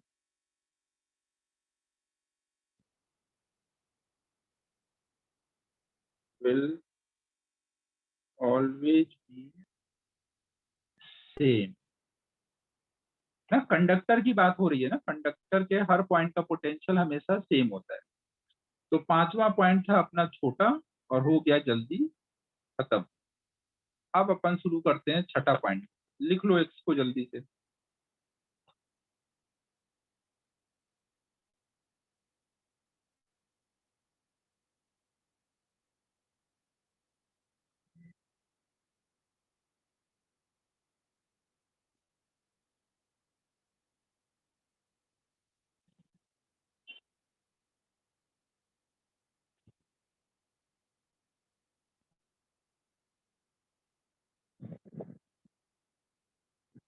अरे पांडा जी, जिस स्पीड से समझ रहे हो उस स्पीड से तो और 2-3 क्लास तो लगनी है। जल्दी जल्दी समझो तब ना चैप्टर खत्म होगा। अब आज नहीं हो पाएगा पांडा, मजाक कर रहा था। अभी और एक क्लास तो लगी जाएगा, कम से कम एक, हो सकता है और आराम से चले तो दो। मोस्ट प्रॉब्ली अभी एक क्लास तो लगनी लगी। तो देखो बच्चों, हम अगला पॉइंट देखते हैं। अगर इस एक कंडक्टर के हर पॉइंट का पोटेंशियल सेम है तो ये कंडक्टर का सरफेस कैसा सरफेस हुआ? अगर कोई भी सरफेस जिसके हर पॉइंट का पोटेंशियल सेम होता है वो कैसा सरफेस होता है बच्चों?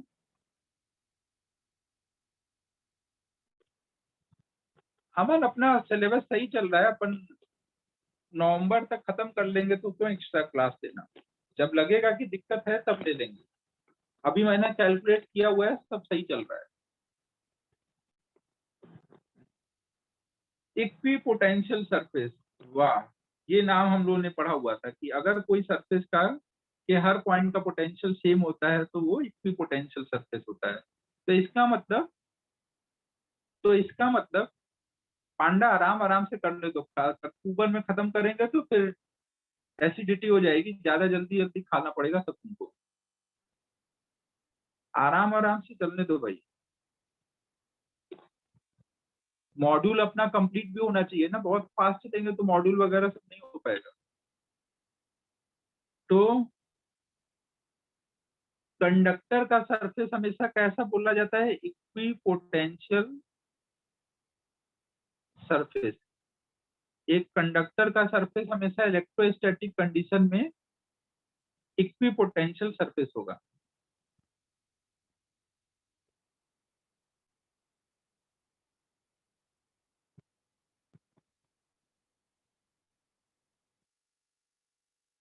Surface of conductor in electro, अरे इतनी बार लिख चुका है इलेक्ट्रोस्टैटिक की, अब लिखने का मन नहीं कर रहा है। Electrostatic, in electrostatic condition, surface of conductor in electrostatic condition will be called equipotential surface। तो कंडक्टर का सरफेस तो हो चुका है एक इक्विपोटेंशियल सरफेस, और फिर हमने पढ़ा हुआ था कि अगर कोई इक्विपोटेंशियल सरफेस हमें मिल जाए तो वहां पर इलेक्ट्रिक फील्ड लाइन कितने एंगल पे जाती हैं बच्चों? अगर हम एक कंडक्टर ले लें तो उसके सरफेस पे इलेक्ट्रिक फील्ड लाइंस कैसी जाती दिखेंगी? परपेंडिकुलर। वाह, तो अगला पॉइंट तो मुझे समझाना ही नहीं पड़ा, ये तुम लोगों को पहले से ही पता था। अगर मान लो हमने कोई कंडक्टर लिया है और उसको चार्ज किया तो सारा चार्ज ऐसे कुछ फैला हुआ है, तो यहाँ पे इलेक्ट्रिक फील्ड लाइंस कैसे जा रही होंगी? सब ऐसे परपेंडिकुलर जा रही होंगी, हर जगह परपेंडिकुलर।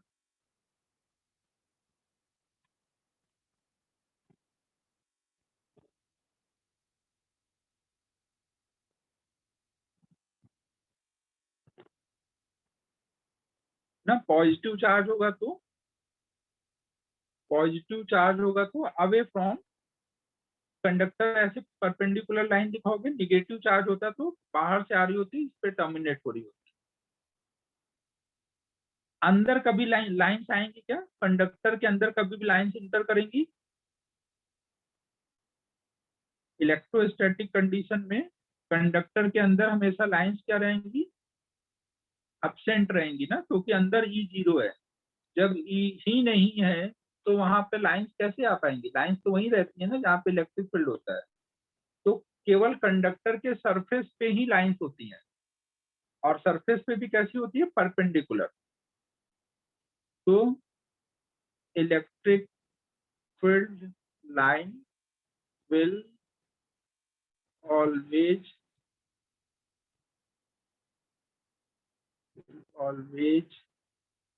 be perpendicular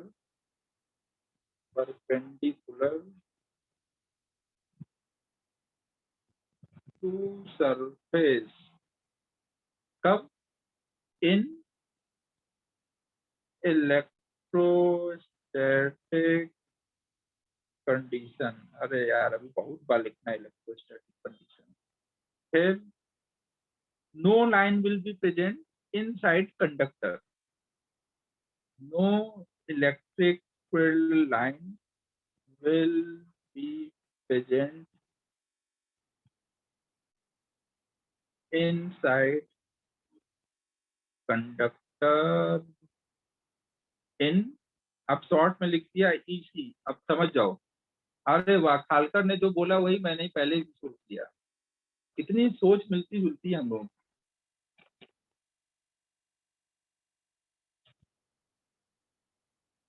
तो छठा पॉइंट सबको क्लियर है? एकदम आसान पॉइंट था, पहले से ही पढ़ रखा है हम लोग।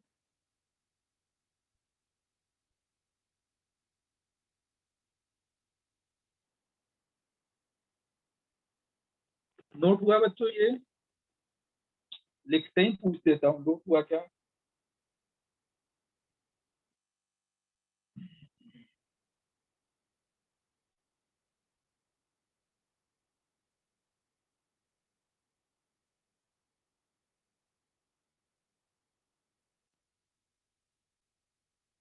लास्ट स्लाइड लिखो, लास्ट स्लाइड।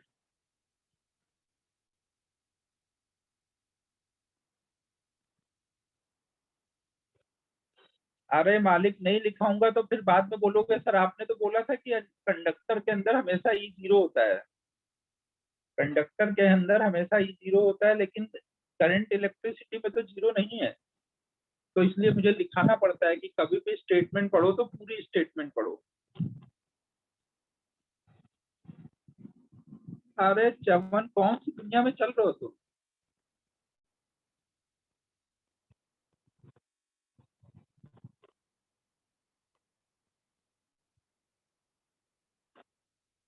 अच्छा नेट इशू हो गया था क्या?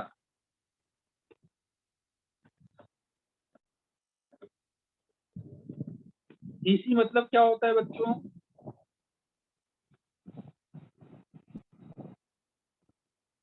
अबे पार्थ कुछ अच्छा फुल फॉर्म बताते, क्या बता रहे हो? ये कौन सा इलेक्ट्रोस्टैटिक कंडीशन बोल रहे हो?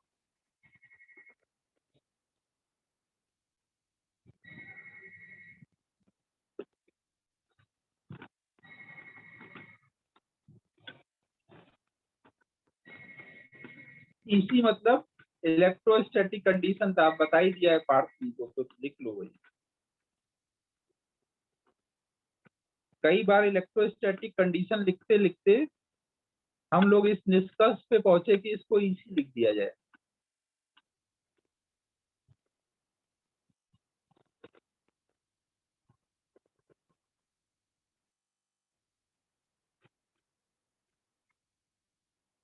तो अब ये हो गया कंप्लीट। अब आता है नेक्स्ट पॉइंट, जो कि है 7वां पॉइंट। तो ये अपना 7वां पॉइंट क्या बोलता है कि जो चार्ज सरफेस पे आएंगे उस सरफेस पे कितना चार्ज का साथ निभाएंगे, 7वें पॉइंट से रिलेट कर दिया मैंने। वो डिपेंड करेगा, मतलब कुछ भी बोल रहा हूँ, 1 मिनट।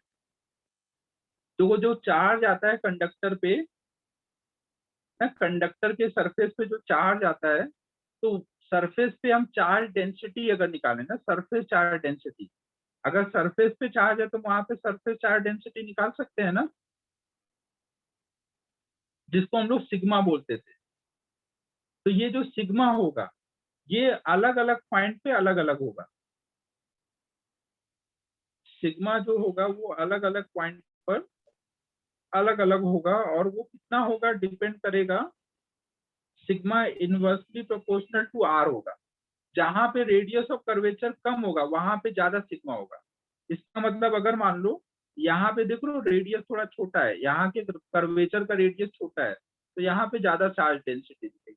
यहाँ पे देख लो फ्लैट हो गया है, यहाँ पे फ्लैट होने लगा है, तो यहाँ पे रेडियस ऑफ कर्वेचर बड़ा है, तो यहाँ पे चार्ज डेंसिटी कम हो जाएगी। जितना ज्यादा रेडियस होगा उतना कम चार्ज डेंसिटी होगा। समझ आ रहा है? आपने जब चार्ज दिया तो सब सरफेस पे फैल गया, तो फैलने में भी ऐसा नहीं है कि सब जगह इक्वल फैलेगा। फैलने का क्या रूल है? Sigma inversely proportional to R. ये मैं आगे प्रूव करूंगा ना, अभी आपको बस लिख लेना है, sigma inversely proportional to R. ठीक है बच्चों? Charge density on surface of conductor will be inversely proportional to radius of curvature of that point। ना कोई भी पॉइंट पे सिग्मा की बात चल रही है, sigma at any point on surface of conductor will be inversely proportional to radius of curvature। नाम सुने हो ना रेडियस ऑफ कर्वेचर का? पहले भी radius of curvature of that point in EC.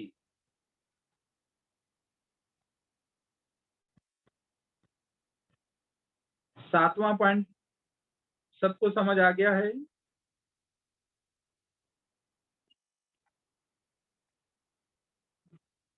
आपको जैसे ऐसे दे दिया जाए,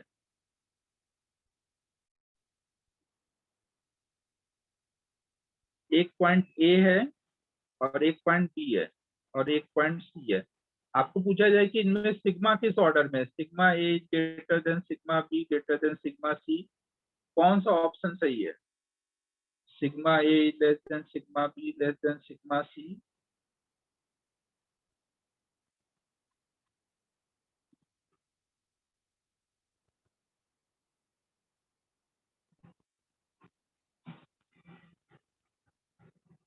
एक कंडक्टर में सिग्मा का ऑर्डर बताना है।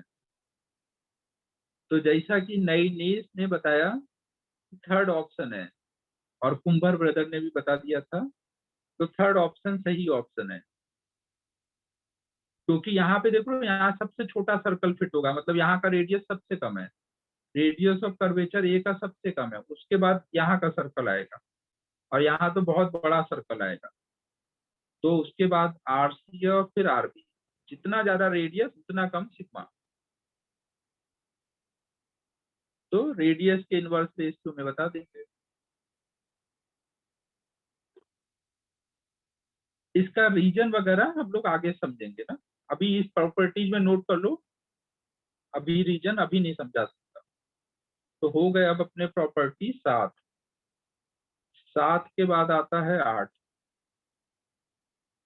तो 8 नंबर में अब हम लोग करेंगे, 8 नंबर में कौन सी प्रॉपर्टी दिखाई जाए? 8 नंबर में प्रॉपर्टी दिखाता हूं। अगर मान लो दो कंडक्टर हैं,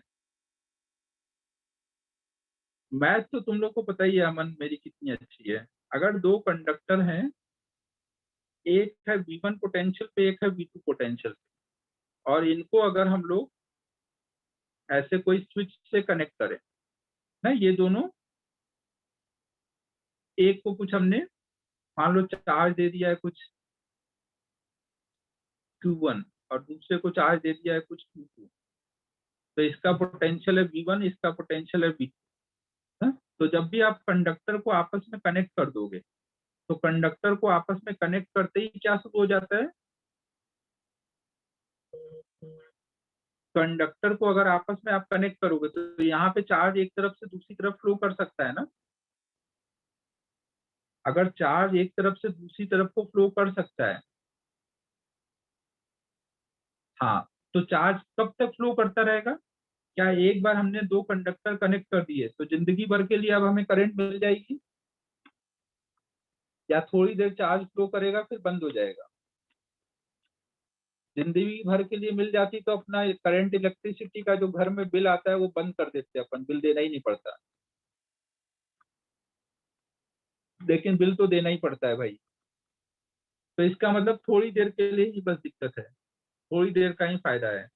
तो जैसे ही हम लोग, हाँ, यहाँ पे चार्ज जो होगा, जिधर हाई पोटेंशियल होगा, मान लो V1 ग्रेटर देन V2 है, तो हाई पोटेंशियल से ये लो पोटेंशियल की तरफ भागता है। और कब तक भागेगा? जब तक कि दोनों का पोटेंशियल सेम नहीं हो जाए ना। तो ये पॉइंट हम नोट कर लेते हैं कि if two conductors are connected, अगर दो कंडक्टर को कनेक्ट कर दिया जाए, if two conductors are connected, instantly Aman, ये चार्ज जो मूव करते हैं वो within fraction of second भाग के तुरंत इक्वल कर देंगे। इफ टू कंडक्टर आर, अगर एक दो घंटा भी लगाते तो भी अपन एक घंटे के लिए अपना करंट का को बंद कर देते मेन डीपी, और ऐसे कनेक्ट करके घर में फायदा उठा लेते। लेकिन होता नहीं है ऐसे, तुरंत ही कर देते हैं काम ये। If two conductors are connected, then charge will flow from high potential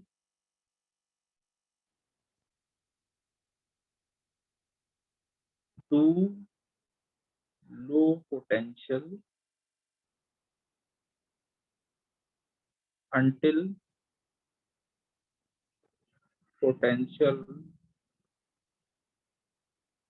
will be same। सही स्टेटमेंट लिखा ना, if two conductors are connected then charge will flow from high to low until potential will be same.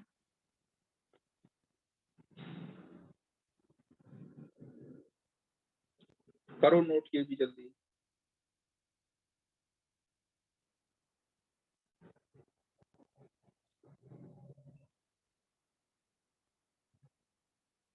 अच्छा अच्छा, double वाले में तो तुम्हें दिक्कत पता ही है मेरी, कि जहाँ सिंगल लगता है वहां डबल लगाता हूँ, जहाँ डबल वहां सिंगल। कंफ्यूजन कैसे दूर होगी?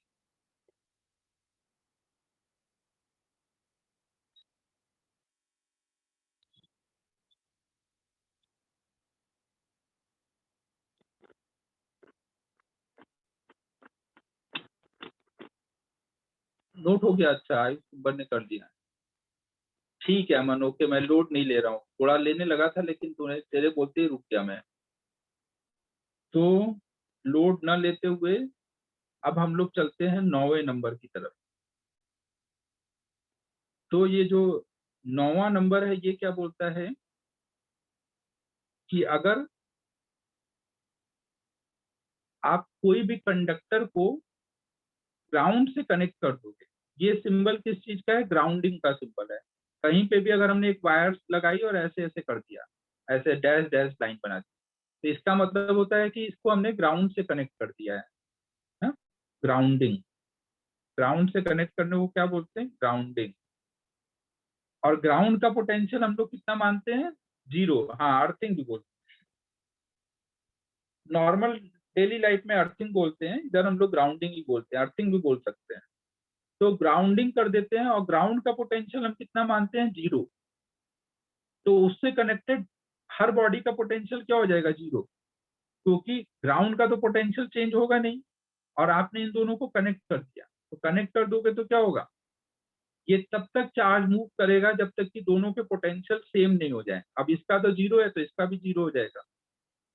इसी दिन के लिए 8वां पॉइंट पढ़ा था कि 9वें पॉइंट में यूज कर सके ना। तो हमारा क्या हो जाएगा? If any conductor is grounded then its potential will be 0.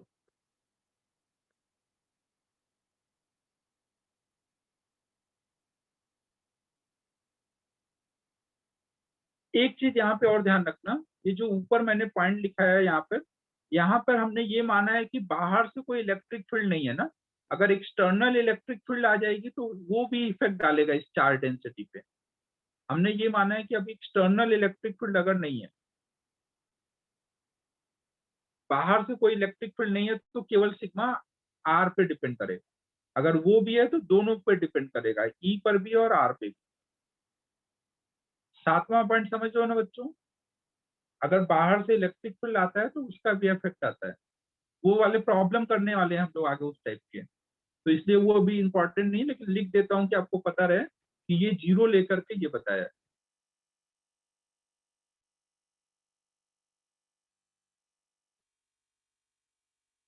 तो 9वां पॉइंट लिख लो।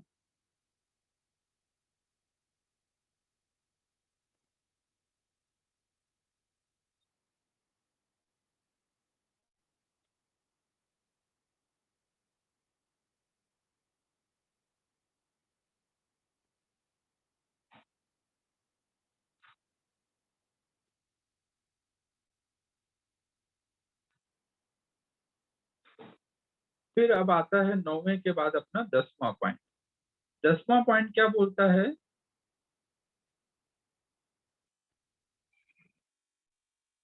पार बहुत सारे पॉइंट है, बहुत सारे, लिखते रहो बस।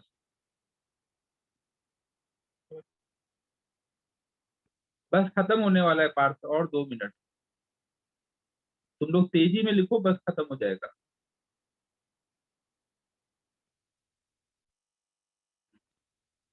अरे भावेश यार जल्दी कर मालिक।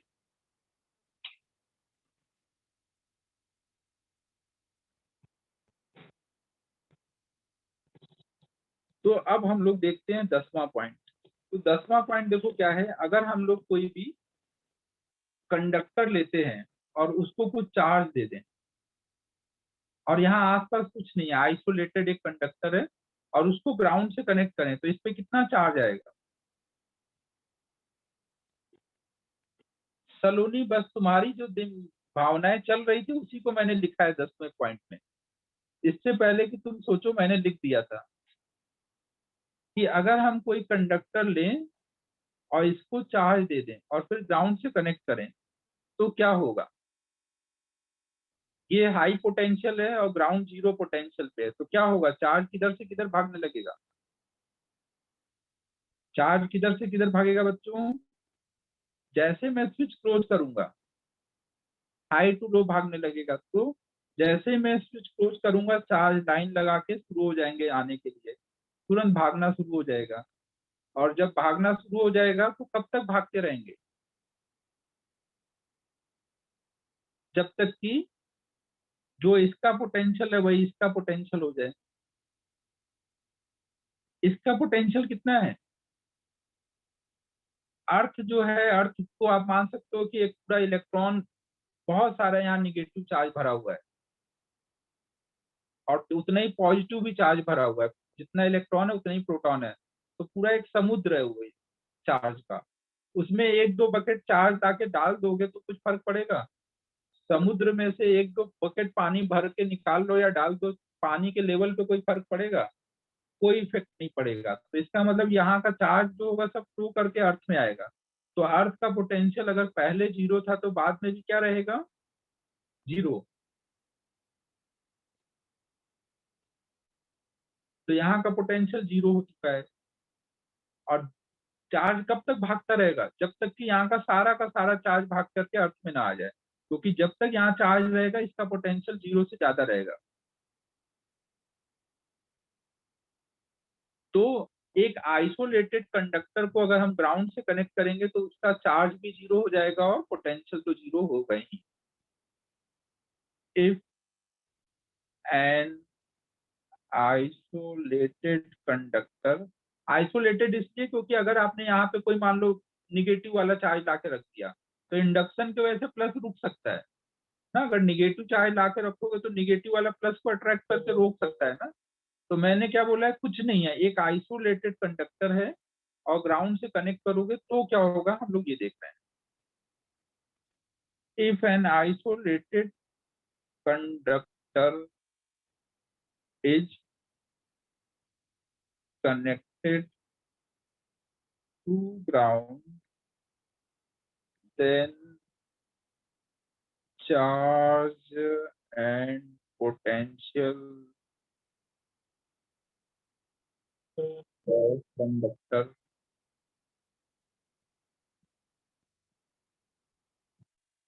will be zero। तो अमन कुंभर समझ आया या कुछ पूछना चाह रहे हो तुम?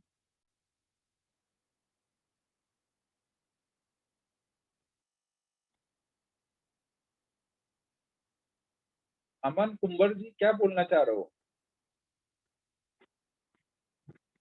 ग्राउंड तो बहुत बड़ा होगा, तो ग्राउंड का तो पोटेंशियल जीरो है, तो जो उससे कनेक्ट होगा उसका भी जीरो हो जाएगा। Very good Shreyas. लेकिन अगर बगल में चार्ज रखा है तो उसके पोटेंशियल का भी इफेक्ट आएगा ना। ज्यादा दिमाग नहीं लगाने का, अभी तो इतना लिख दो बस। कौन सा सेम नहीं हो पाएगा? अनम्यूट करो, थोड़ा अपना ज्ञान से प्रकाशित करो हम लोगों को। अनम्यूट करो जल्दी, बताओ क्या बोलना चाहते हो। अबे यार झूठ कम बोलो यार, ये नहीं चलेगा। अमन, अमन कुंभर का देखिए माइक चल रहा है कि नहीं। ऐसे नहीं चलने वाला भाई। अमन कुंभर का माइक चल रहा है, झूठ नहीं बोलना है भाई। माइक का सिंबल आ रहा है सामने।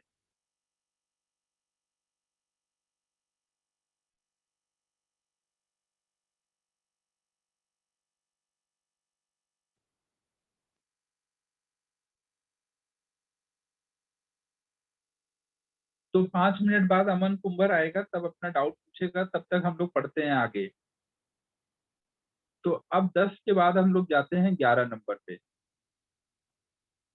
अभी बस मैंने क्या बोला, अगर जिसको ज्यादा दिक्कत है समझने में तो वो क्या करेगा, मेरी बात मान लेगा ना, क्योंकि कुछ चीजें हम लोग आगे समझेंगे। यहाँ पे बस मैं सारी प्रॉपर्टी लिखा रहा हूँ, जो समझा सकता था वो समझा दिया है।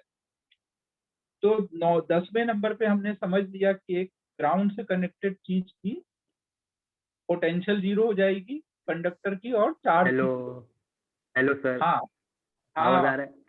एकदम सुरीली आवाज आ रही है तुम्हारी, बताओ जल्दी।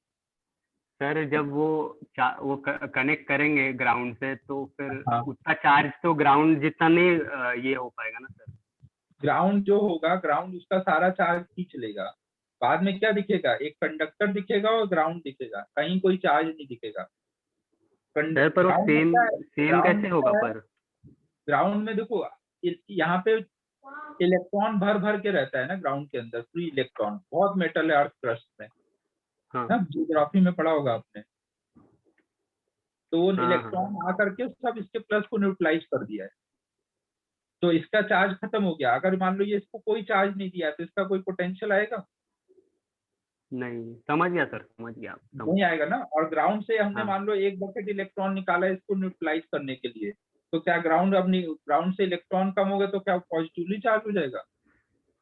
ग्राउंड क्या है, इलेक्ट्रॉन का समुंदर है ना, उससे एक बकेट निकाल लोगे तो कोई फर्क नहीं पड़ेगा।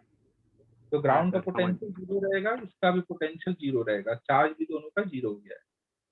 हाँ सर, ठीक है, समझ गया। तो हो गया अपना 10वां पॉइंट कंप्लीट। अब आते हैं हम लोग 11वें पॉइंट पर। अब 11वां और 12वां पॉइंट का केवल फॉर्मूला लिखाऊंगा, डेरिवेशन भी करा ही देता हूँ, ठीक है। तो 11वां पॉइंट देखो भाई, अगर मान लो हमारे पास एक कंडक्टर है और उसके सरफेस पे कहीं पे सिग्मा चार्ज डेंसिटी पता है, मान लो इस पॉइंट पे चार्ज डेंसिटी कुछ सिग्मा है इस पॉइंट पर, तो उस पॉइंट पर अंदर के साइड में तो इलेक्ट्रिक फील्ड 0 होगी, अंदर तो हर जगह 0 है, लेकिन जस्ट बाहर जो इलेक्ट्रिक फील्ड होगी, किसी भी पॉइंट पर अगर सिग्मा पता है तो उस पॉइंट के जस्ट बाहर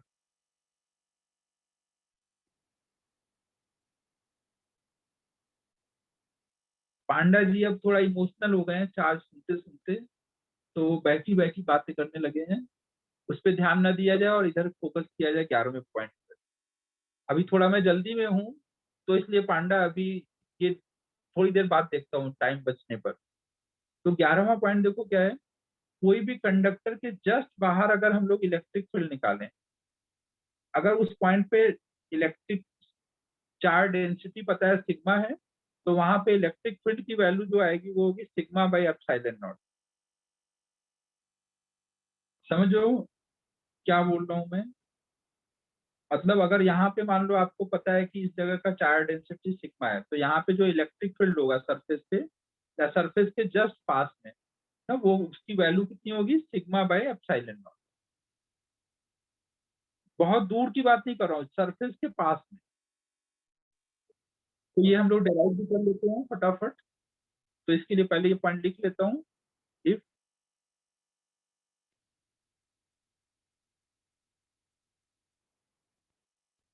if electric charge density at any point on conductor is sigma, then E just, यार जस्ट की स्पेलिंग भी गलत लिख दे रहा हूँ, क्या दिन है। then E just outside will be sigma by epsilon.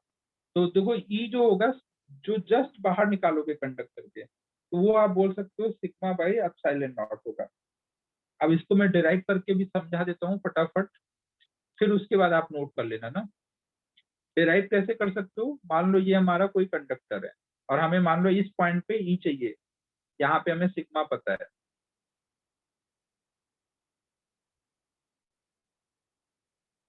ना, मान लो हमें इस पॉइंट पे ही चाहिए, यहाँ पे हमें सिग्मा पता है चार्ज डेंसिटी कितनी है, तो आप क्या करोगे, वहां पे अगर हमें एक छोटा सा गॉसियन सरफेस ले लें, ऐसा सिलेंड्रिकल एक गॉसियन सरफेस ले लें ना, एक छोटा सा एकदम, तो अगर इसका एरिया डी ए है तो ये इस पे कट भी कितना करेगा, एरिया डी एरिया ही कट करेगा ना।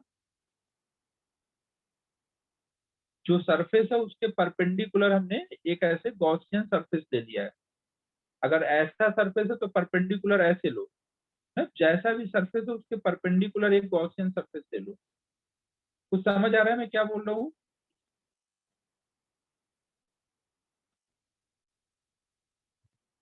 बच्चों समझ आ रहा है मैं क्या बोल रहा हूँ? तो अगर मैं ये गॉसियन सरफेस, जो ये लाल लाल गॉसियन सरफेस बनाया है, इस गॉसियन सरफेस के अंदर वाले पॉइंट पर, यहाँ पे ई देखो परपेंडिकुलर निकल रहा होगा ना, ऐसे ही निकल रहा होगा ना, यहाँ से ई तो परपेंडिकुलर निकलेगा ना सरफेस से। तो यहाँ पे फ्लक्स जो होगा वो किस सरफेस की वजह से होगा, ये वाले इस पार्ट की वजह से होगा जो कर्ड वाला पार्ट है, या ये जो फ्लैट वाला पार्ट, फ्लैट वाले पार्ट की वजह से होगा ना,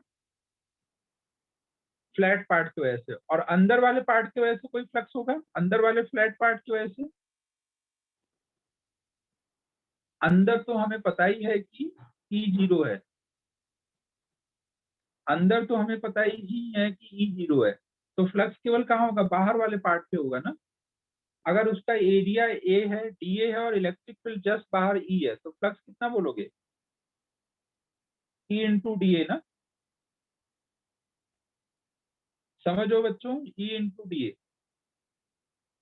और ये बराबर किसके होगा, चार्ज इनक्लोज्ड। अगर चार्ज डेंसिटी सिग्मा है, वहां पर चार्ज डेंसिटी सिग्मा है और इसका डीए सरफेस कट हुआ है, तो इसके अंदर कितना चार्ज आएगा,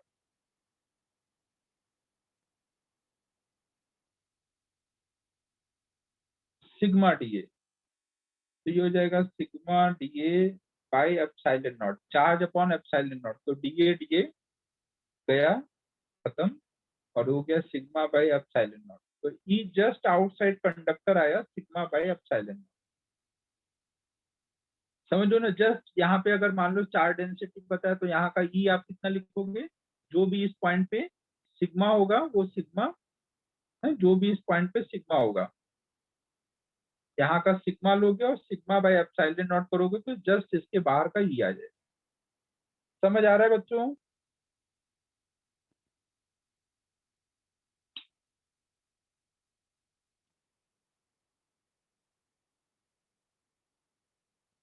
तो अभी बचे हैं 10 मिनट और एक पॉइंट और बताना है, तो वो वाला पॉइंट का डेरिवेशन अब अगली क्लास में कराऊंगा।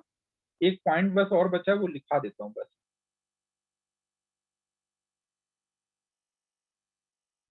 ये नोट कर लो जल्दी से,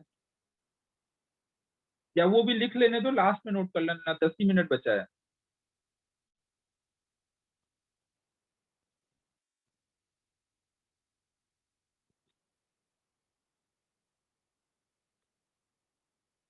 तो 12वां पॉइंट बस लिखा देता हूँ। भावेश ने तो मुझे इमोशनल कर दिया यार, भावेश ने खुद से परमिशन दे दी कि एक्सटेंड कर दो, क्या बात है।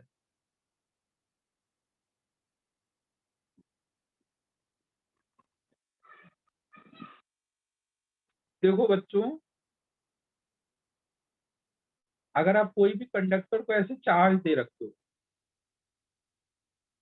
ना, अगर आपने कोई भी कंडक्टर को ऐसे चार्ज दिया, तो यहाँ पे हर जगह क्या है, पॉजिटिव चार्ज को ऐसे बाहर को ऐसे इलेक्ट्रिक फील्ड होगा ना, बाहर को हर जगह इलेक्ट्रिक फील्ड होगा ना, परपेंडिकुलर डायरेक्शन में। अच्छा अच्छा, फॉर्मेलिटी है, ओके।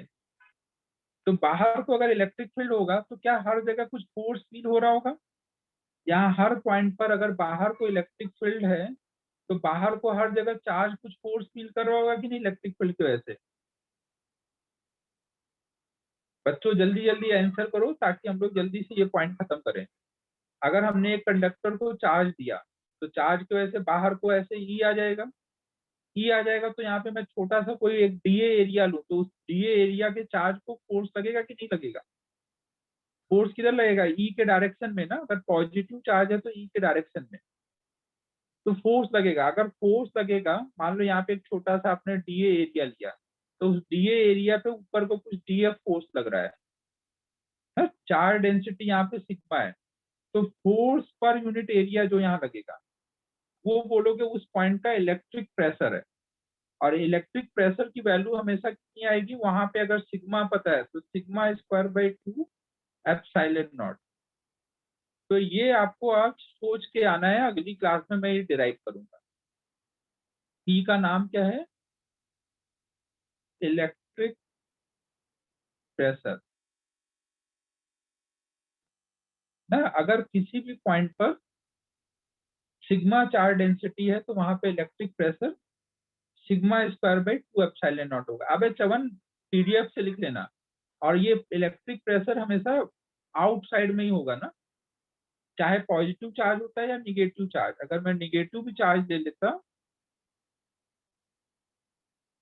ना, निगेटिव भी दे लेता तो यहाँ इलेक्ट्रिक फील्ड ऐसे होता। कोई भी एक डीए एरिया लूंगा और अगर इलेक्ट्रिक फील्ड नीचे को है तो निगेटिव चार्ज पर फोर्स तो ऊपर को लगेगा ना, ई के अपोजिट। निगेटिव चार्ज होगा तो भी ये रिपल्सन ही फील करेगा ना। आप ऐसे सोचो कि ये चार्ज सब क्या है, रिपेल होके और दूर भागना चाह रहे हैं, तो ये पूरा सरफेस एक रिपल्सन फील कर रहा है, बड़ा होना चाह रहा है, क्योंकि बड़ा होगा तो और दूर दूर होंगे चार्ज ना। तो चाहे पॉजिटिव हो या निगेटिव, सब रिपल्सन फील करते हैं और सब अपने को बड़ा करना चाह रहे हैं, पूरा सरफेस को बड़ा करना चाह रहे हैं। तो आउटसाइड में एक फोर्स फील हो रहा है हर जगह, तो वो फोर्स पर यूनिट एरिया की वैल्यू है सिग्मा स्क्वायर बाई 2 एप्सिलॉन। ठीक है बच्चों,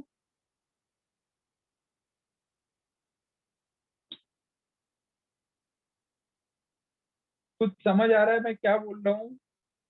हिंदी चाइनीज जम रहा है कुछ?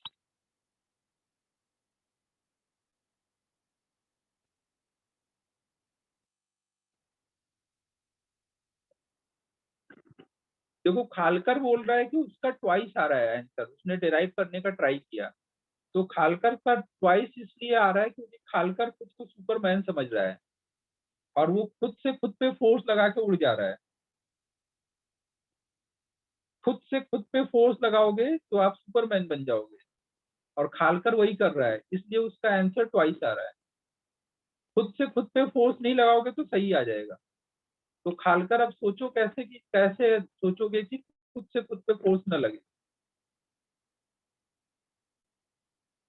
ठीक है बच्चों, जो आपने यहाँ इलेक्ट्रिक फील्ड डिराइव किया, यहाँ पे जो इलेक्ट्रिक फील्ड डिराइव किया सिग्मा बाई एप्सिलॉन नॉट, उसमें क्या यहाँ वाले चार्ज का रोल है या नहीं है? यहाँ वाले चार्ज का रोल है कि नहीं इलेक्ट्रिक फील्ड में? और बाकी चार्ज का भी रोल है, बाकी का भी रोल है, इसका भी रोल है। आपने इस पे फोर्स निकालने में इसके रोल को भी अगर काउंट कर लिया तो फिर आप सुपरमैन बन गए। तो यही नहीं करना है। ठीक है बच्चों,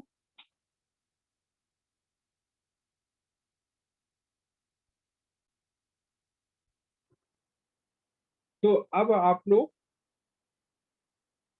बस रिवाइज कर लेना आज जो पढ़ाया गया है।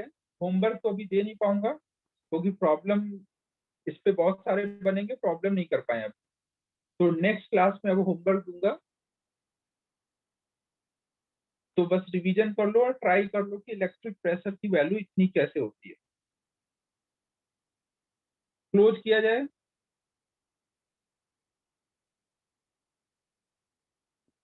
कल के टेस्ट में कंडक्टर नहीं आएगा, कंडक्टर के पहले तक का ही आएगा।